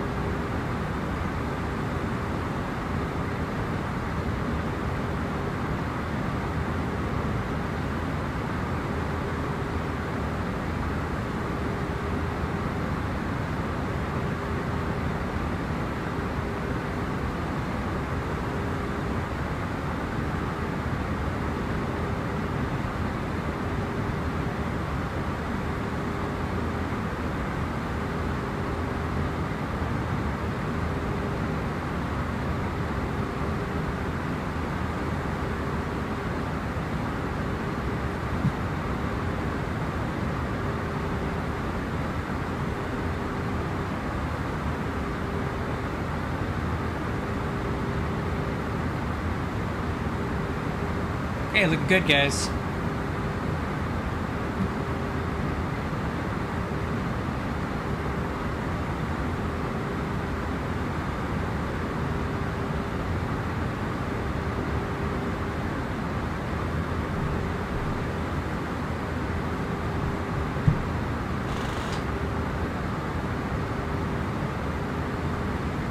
Okay, speed.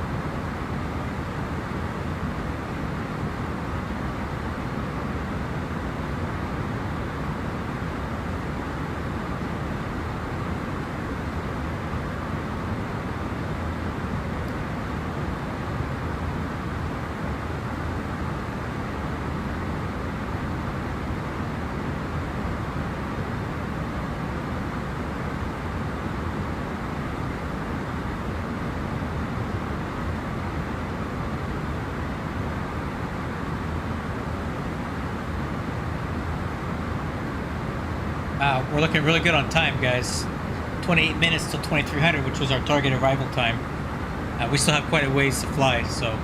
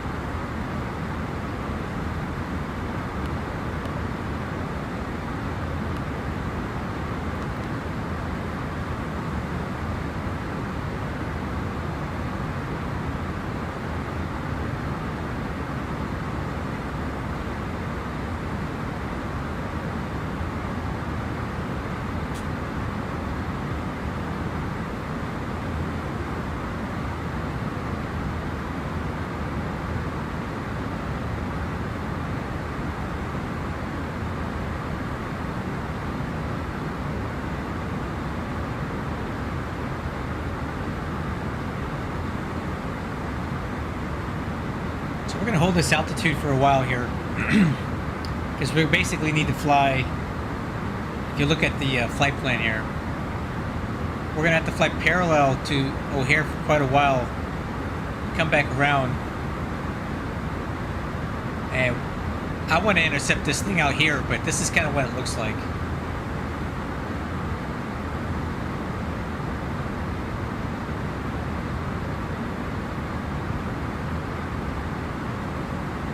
So when we get down kind of about here, we're going to start descending towards 6,000 feet to come back around for intercepting one of these fixes here. We need to work in with the traffic that's inbound right now as well, so we don't cut anybody off. I'm going to go ahead and turn into CTAP now.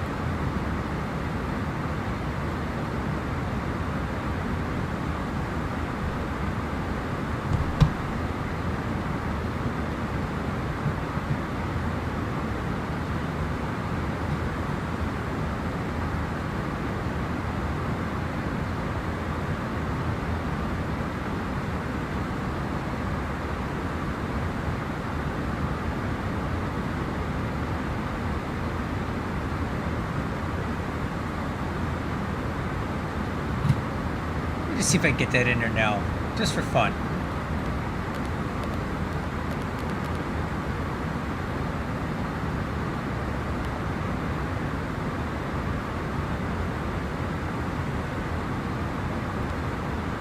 Nope. Won't take it.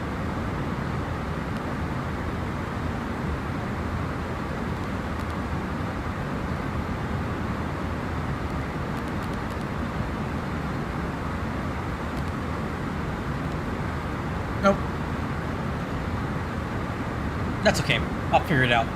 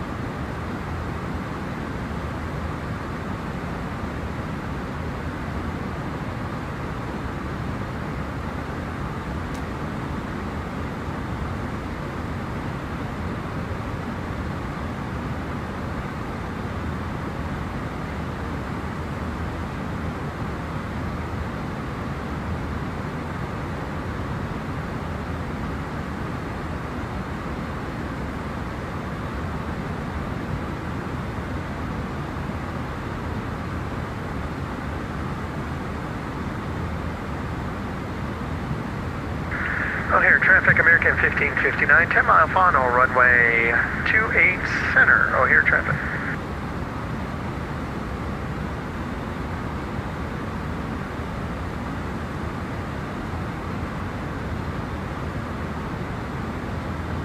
So O'Hare's down there somewhere, yep. That's the guy that just called out.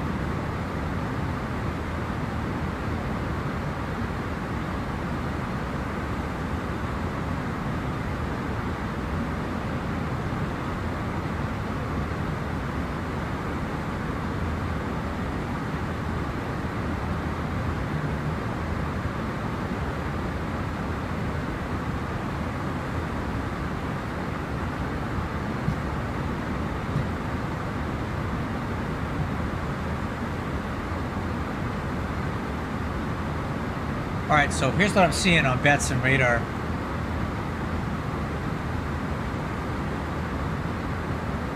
We got this guy and then this guy, and it's going to be mostly clear.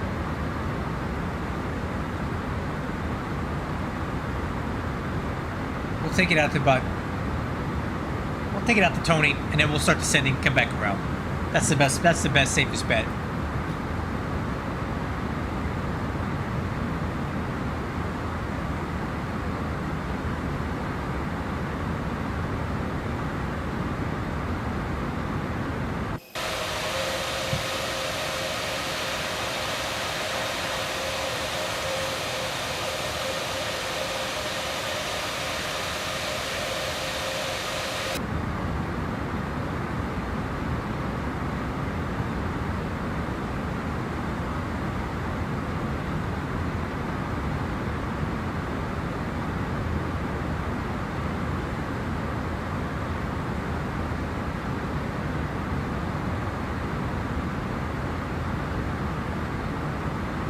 Air traffic, United 2097 on 10 mile final, runway 27 center, air traffic.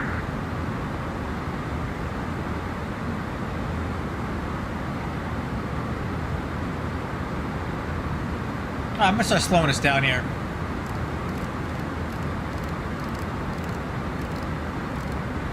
Alright, 240.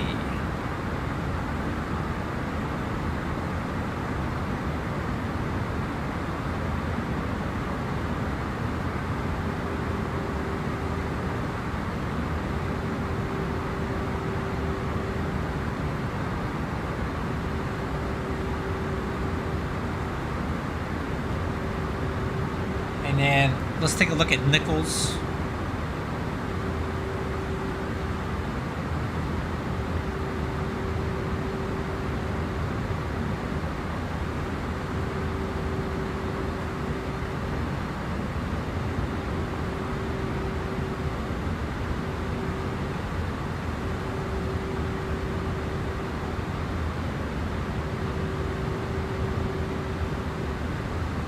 Yeah, 9,000 feet.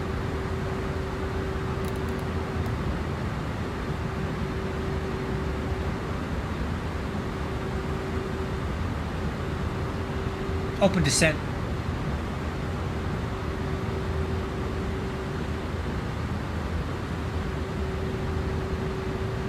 Let's do vertical speed actually.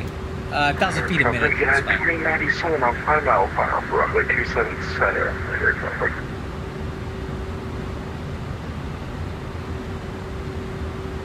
O'Hare traffic, American 1559, now clear runway 28 center. O'Hare traffic. Okay, vertical speed. Vertical speed to 9.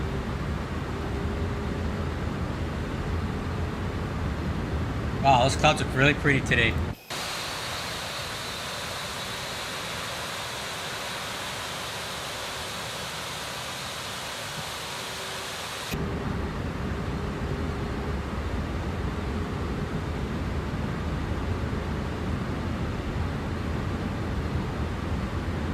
Okay, exterior lights.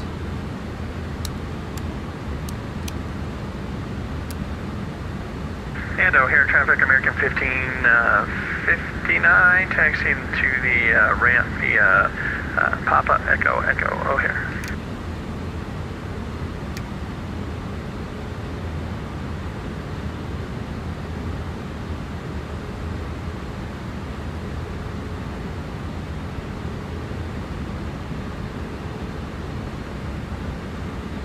Okay, coming through 10,000 feet, looking good on speed.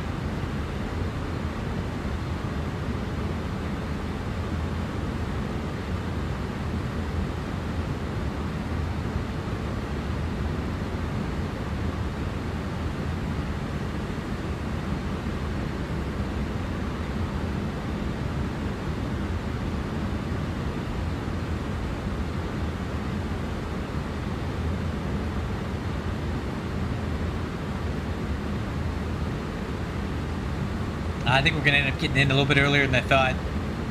It's only 43. It's only 17 till.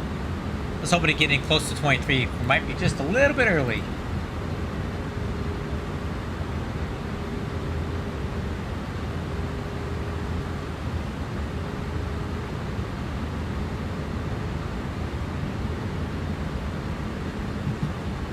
Alright, crew.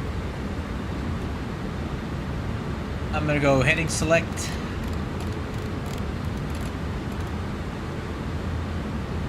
Let's go 340.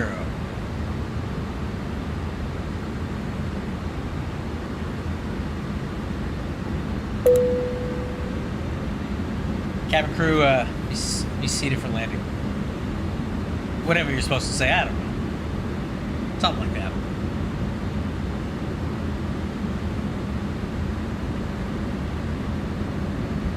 O'Hare traffic, United 2097 clear of runway 277.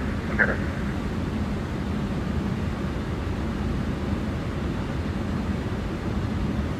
Okay, landing system enabled.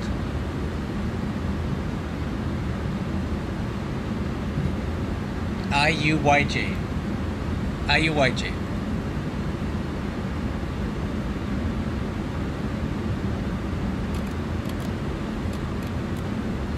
Let's roll it on 350 for now.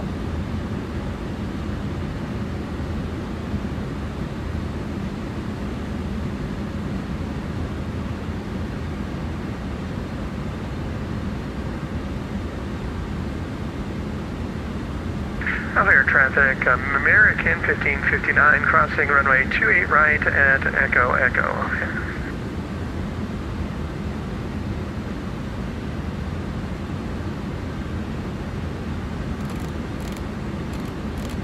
Hey, heading 310.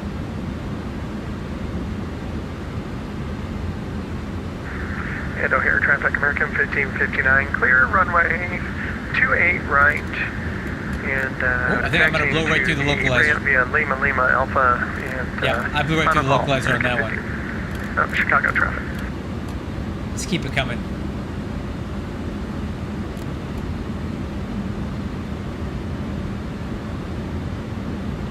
Alright, let's go direct Nichols. And then I'm going to go back to nav. There we go. And let's go ahead and arm approach mode. Localize and capture. Wow, look at this. Look at that sun. Oh, air traffic, good evening. United 4532 on the ILS 27 center approach the 27 miles out. Alright, let's go manage speed.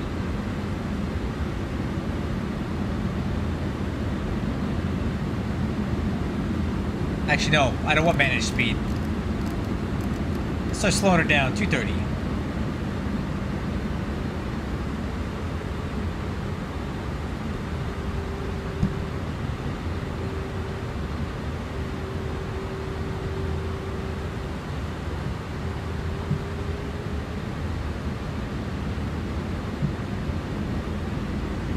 Okay, missed approach altitude 4,000. Alright. And then also gonna get the ground chart up later.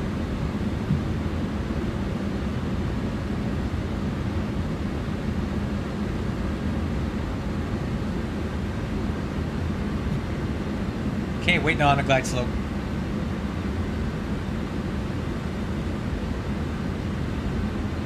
Are we high? Yep, we're way high. Open descent. Go way high. Okay. O'Hare traffic, United 337 of B midfield will be in a right downwind for runway 27 right. O'Hare. Alright. O'Hare traffic, United 2090 solar taxiing to the ramp by all uniform. Okay, some speed brakes here. We're super high on the glide slope on the profile here. I gotta try to get us back down onto it.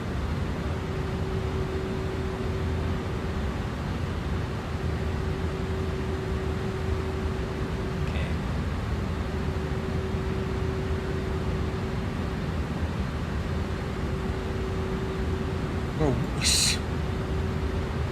We're so high it's not even alive yet.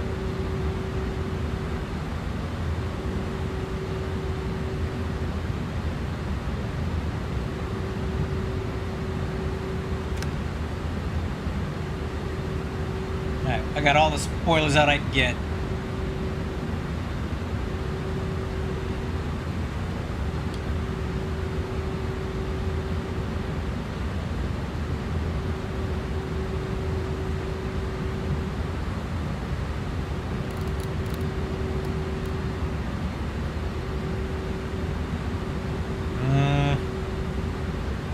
I don't know if we're gonna get it, guys.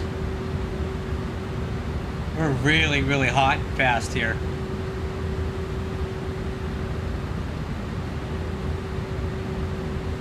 I'm gonna get the gear down for some extra drag. Gear down. Gear down. Alright, there we go. It's coming in now.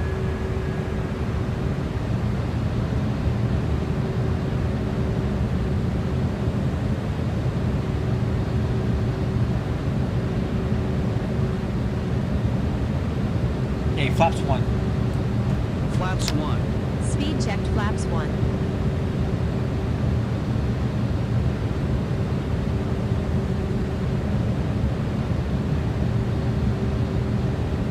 Okay, glide slope capture, speed brakes retract, and rearmed. Landing gears down, spoilers armed, auto brakes low. Alright, let's keep the speed coming down. 136. 2,500. Flaps 2. Speed checked flaps 2. O'Hare traffic, United 4532 on a 9-mile final, 27 center.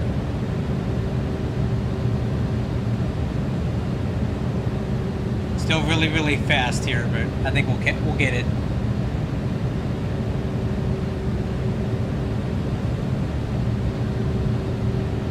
Right. 2,000. Flaps 3. Speed checked flaps 3. We gotta get this thing slowed down. Come on, baby, slow down for me.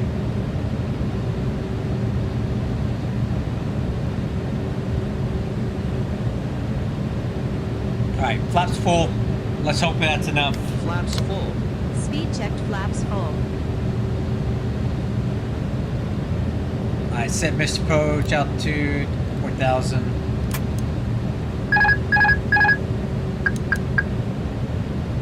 Okay. I have the aircraft. Autopilot's off.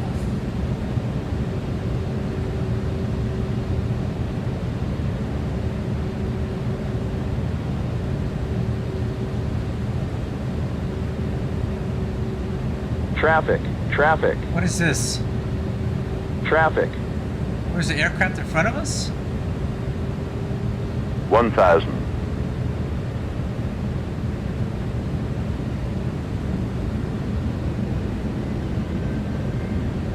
United 3850, say intentions. What is that? There's an aircraft that just like appeared right in front of us. What is this nonsense?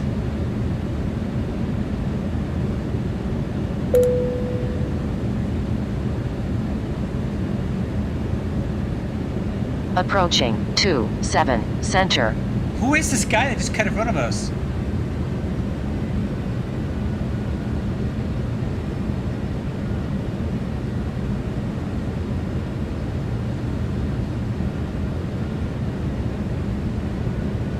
$500.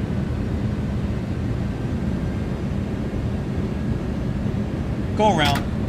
Gear up. Gear up. Flaps 2. Unstable. Speed checked positive climb 2. Gear up. Air traffic United 4532 going around. Traffic is warped in front of us.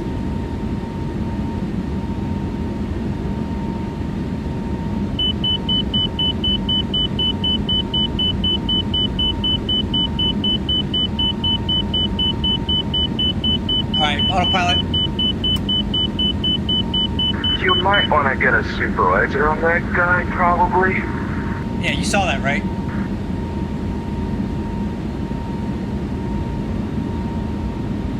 Always, what the heck, man? Alright.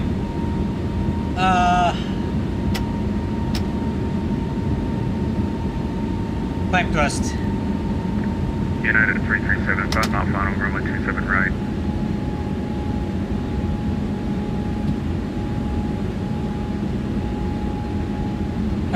Speed checks, flaps 1. Flaps 1. Speed checked flaps 1.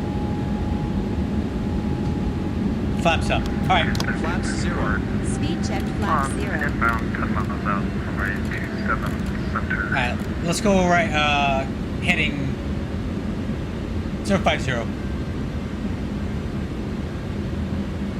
Air traffic, United 4332. We're gonna fly a right closed traffic pattern for 27 center and come back around. I don't know who that turd was, but that sucks.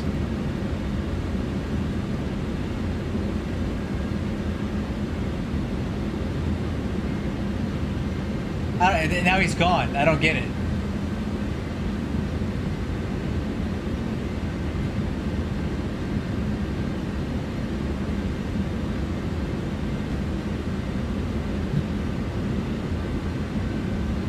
That dude just literally like warped in front of us, and I had to go around. Like, what am I supposed to do with that, right?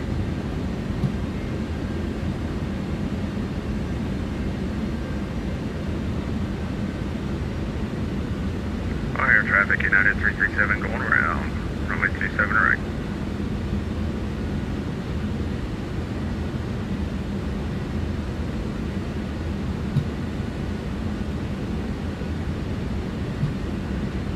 Alright, so let's fly the reciprocal heading of the runway now. So 273, so let's go 093.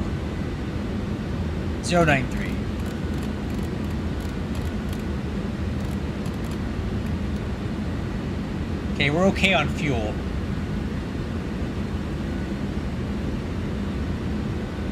United 1324 going around. What's it going around for? 27 center.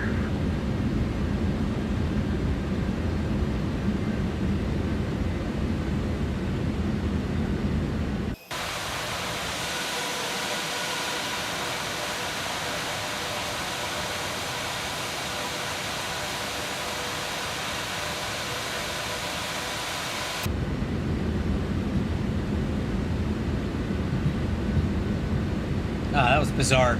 I don't know what the heck that was, but we'll just come back around and do it again.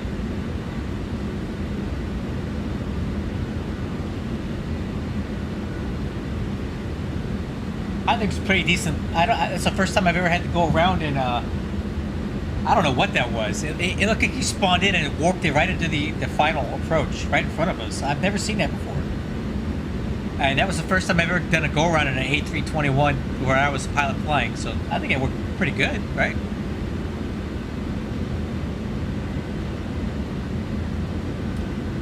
Oh well, that's okay. It was good go around practice, so we'll try it again.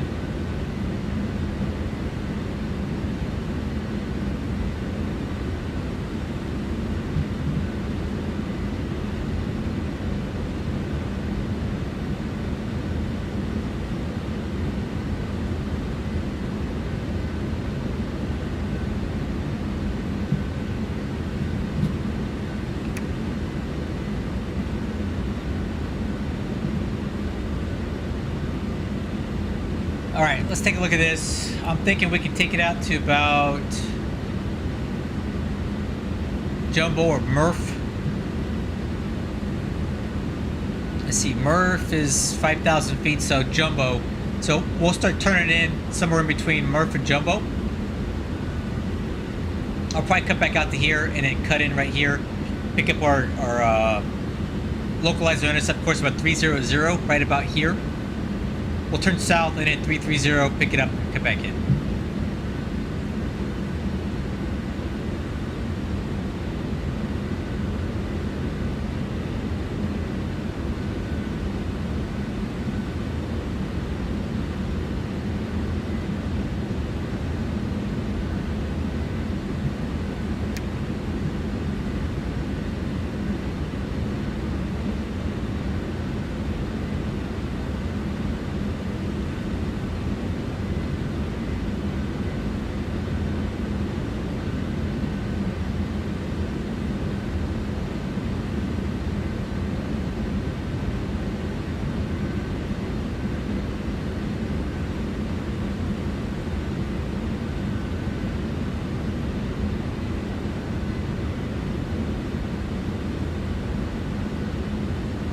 This time we're going to try to get slowed down a little bit better, so let's go speed 200. Flaps 1. Flaps 1. Speed checked flaps 1. Alright, you can see the glide slope's coming up now, so we'll be intercepting the glide slope from below when we make that turn.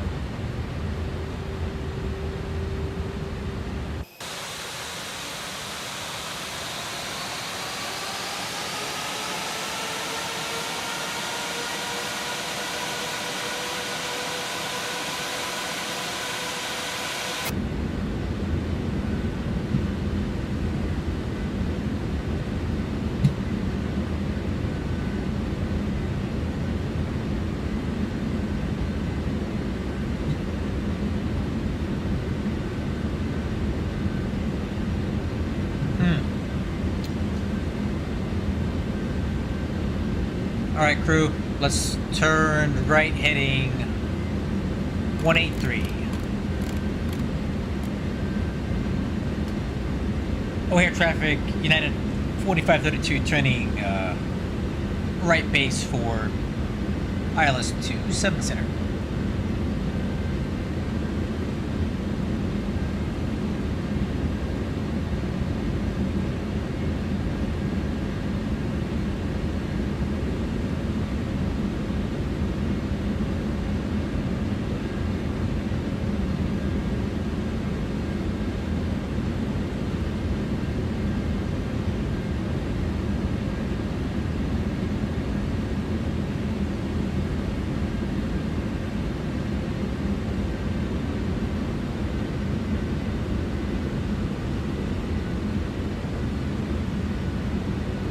And then I misspoke earlier. I said 303 for intercept. Let's do 243 will give us a 30-degree intercept. And arm approach mode.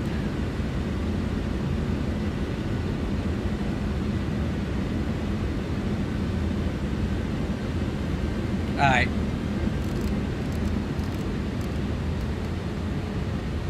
Speed 190. Flaps 2.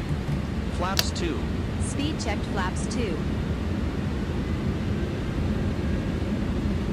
There we go. O'Hare traffic, United 4532 on the ILS 27 center approach, 16 miles out. Alright, I'm much happier with this setup this time around. We're slower down and we're not O'Hare traffic, United 337, turning base, runway 27 right, O'Hare. This time we're not coming with a lot of energy this time like we were before.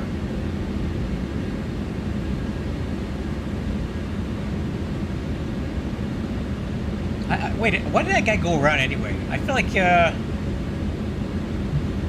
he's trying to do a simultaneous approach with me.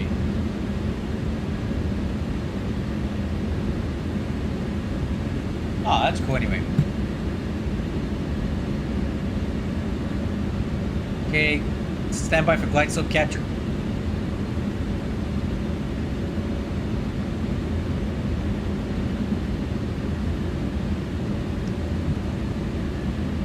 Okay, glide slope, gear down, flaps 3. Speed checked Gear flaps down. 3. Gear down. Let's go, start reducing the final approach speed, 135.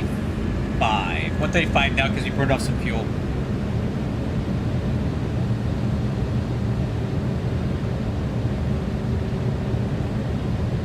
Wow, his nose down is crazy.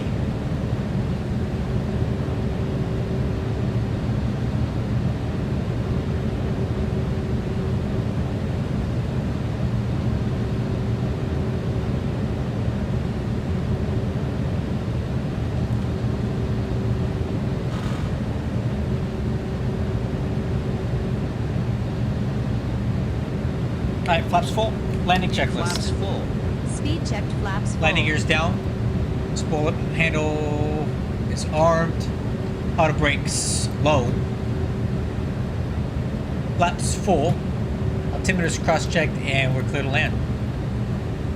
O'Hare traffic, United 4532 on a 10-mile final 27 center. 2,500. Alright, tell you what. I'm gonna take it from here.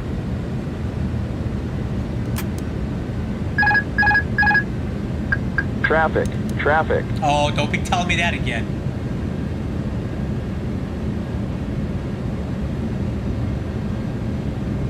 Not this time. Alright, we're good now.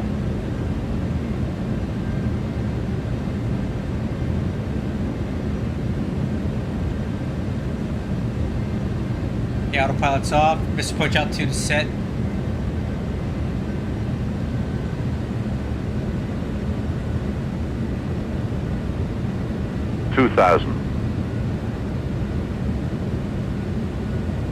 Okay, wind is indicating due north at 8 knots, so 8 knot crosswind.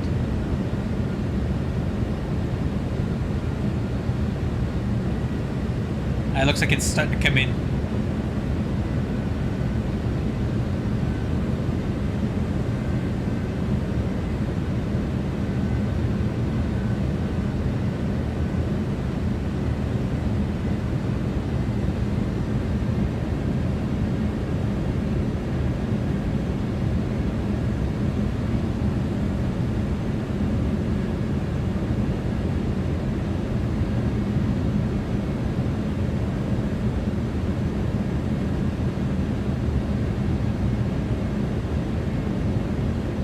Okay, a little high, correcting.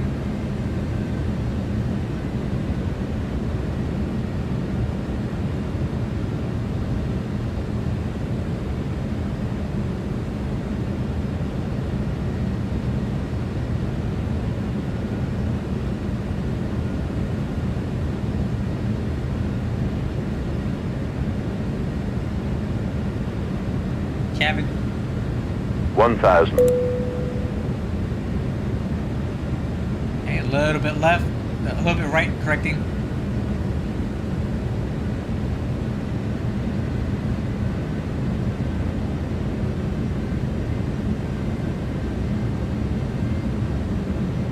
O'Hare traffic, United 337, 3.5 mile final, runway 27 right. I think that's my event coordinator. Approaching 27 center.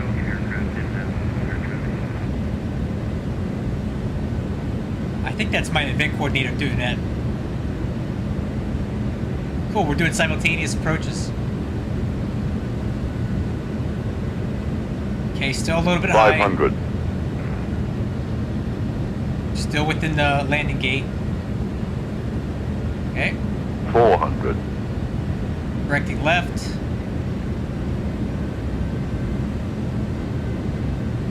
Hundred above. 300.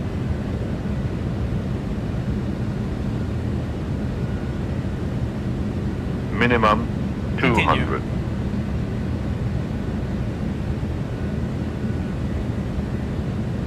100.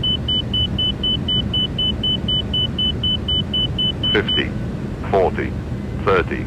20. Retard. Retard. 10. 5.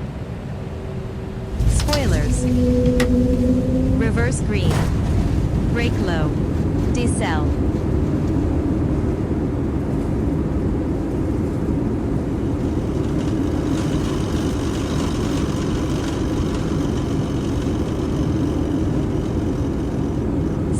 knots. Manual brakes. Auto brake off. Auto brake off.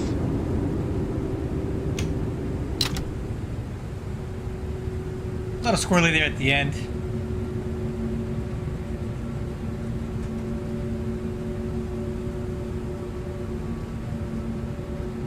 Air traffic United 337 clear, runway 27 right. We'll be taxiing via Zulu, Delta, Mike, Golf to the ramp. O'Hare.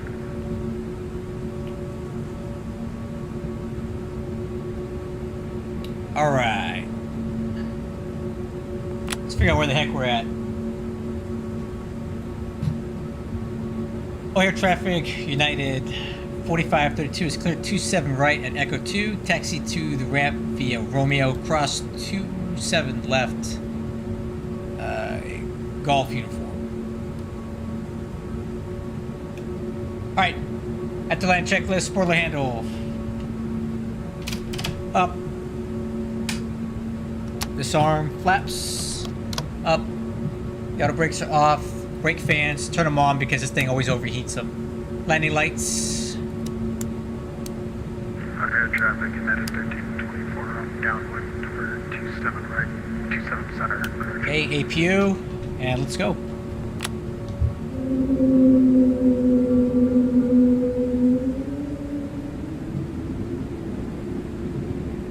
...202 feet per minute, I'll take that.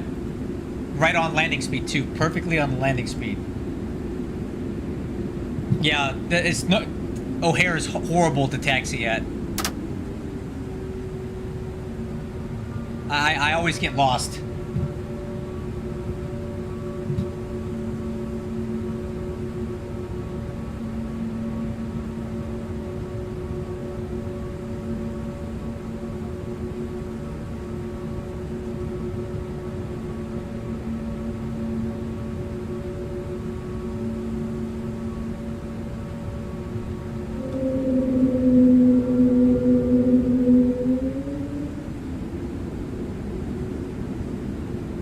Okay, clear on the left. Clear on the right. Let's cross. Strobes.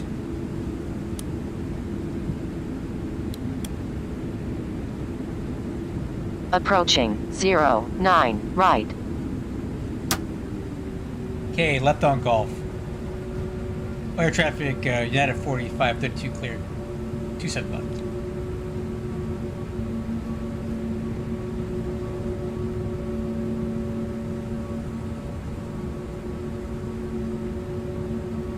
Whoa! A little too much nose wheel steering there. I got it.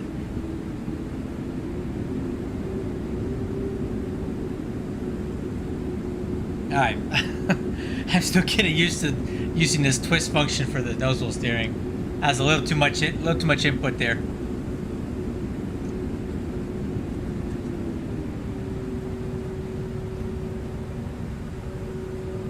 Alright, APU is on. After landing checklist complete.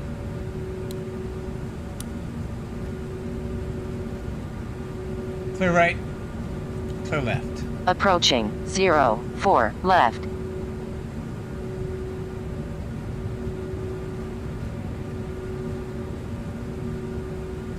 I know, right? It's just twist. This is not. I gotta get used to this. It's just different than what I'm used to.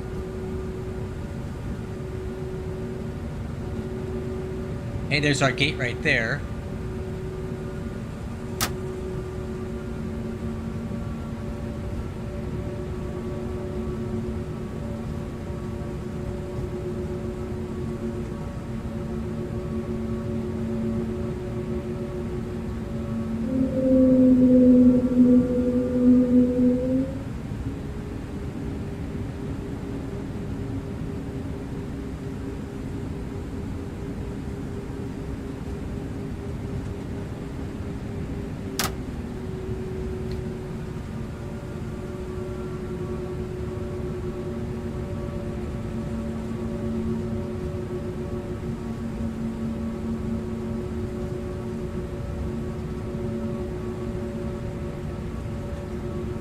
So the one thing, when you enable nose-wheel steering on a different axis, your rotor pedals just give you nose-wheel steering with the rotor pedals now, which is a lot more precise.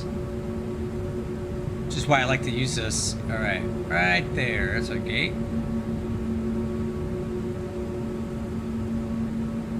Bravo 8.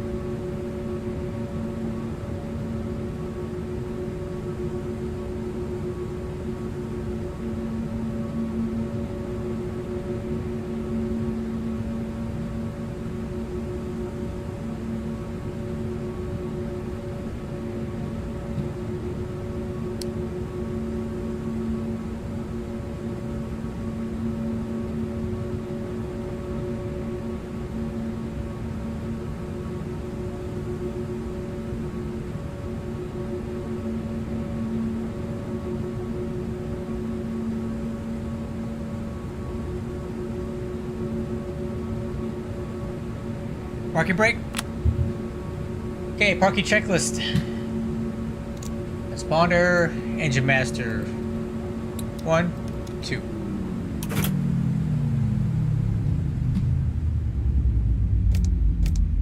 Emergency lights off. ADRS, beacon light.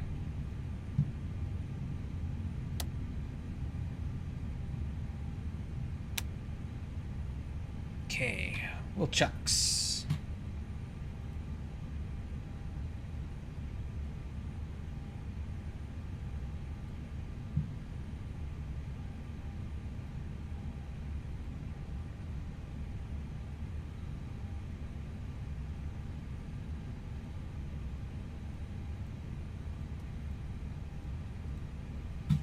Okay, ground power unit is connected.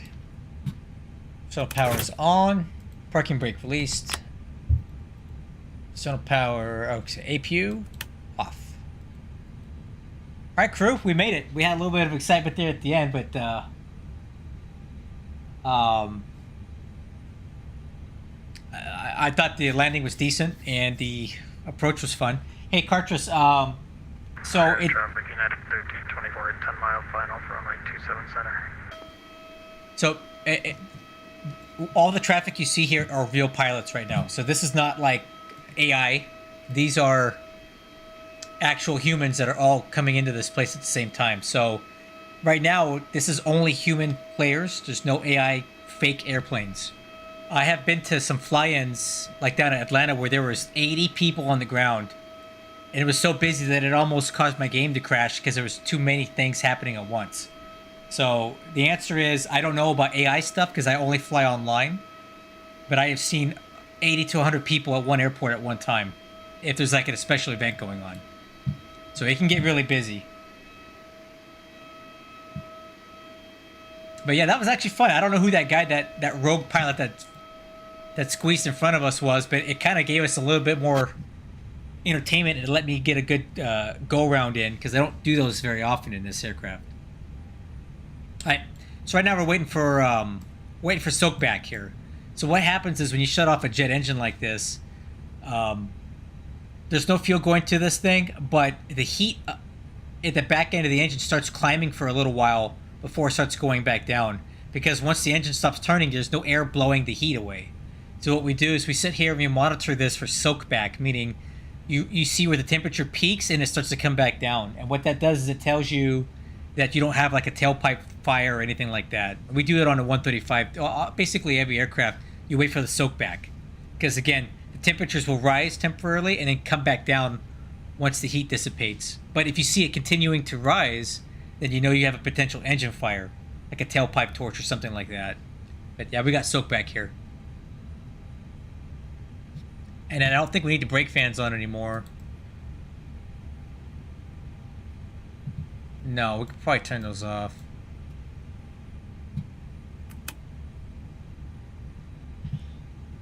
All right, so landing stats.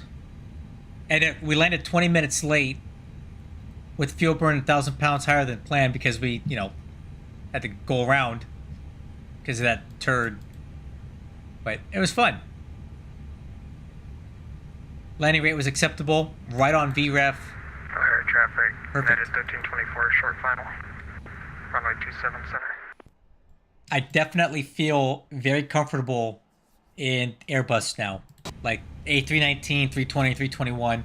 I feel like I understand how it works well enough. I can fly the planes. I like it. So anyway, guys, I'm going to go ahead and take a break.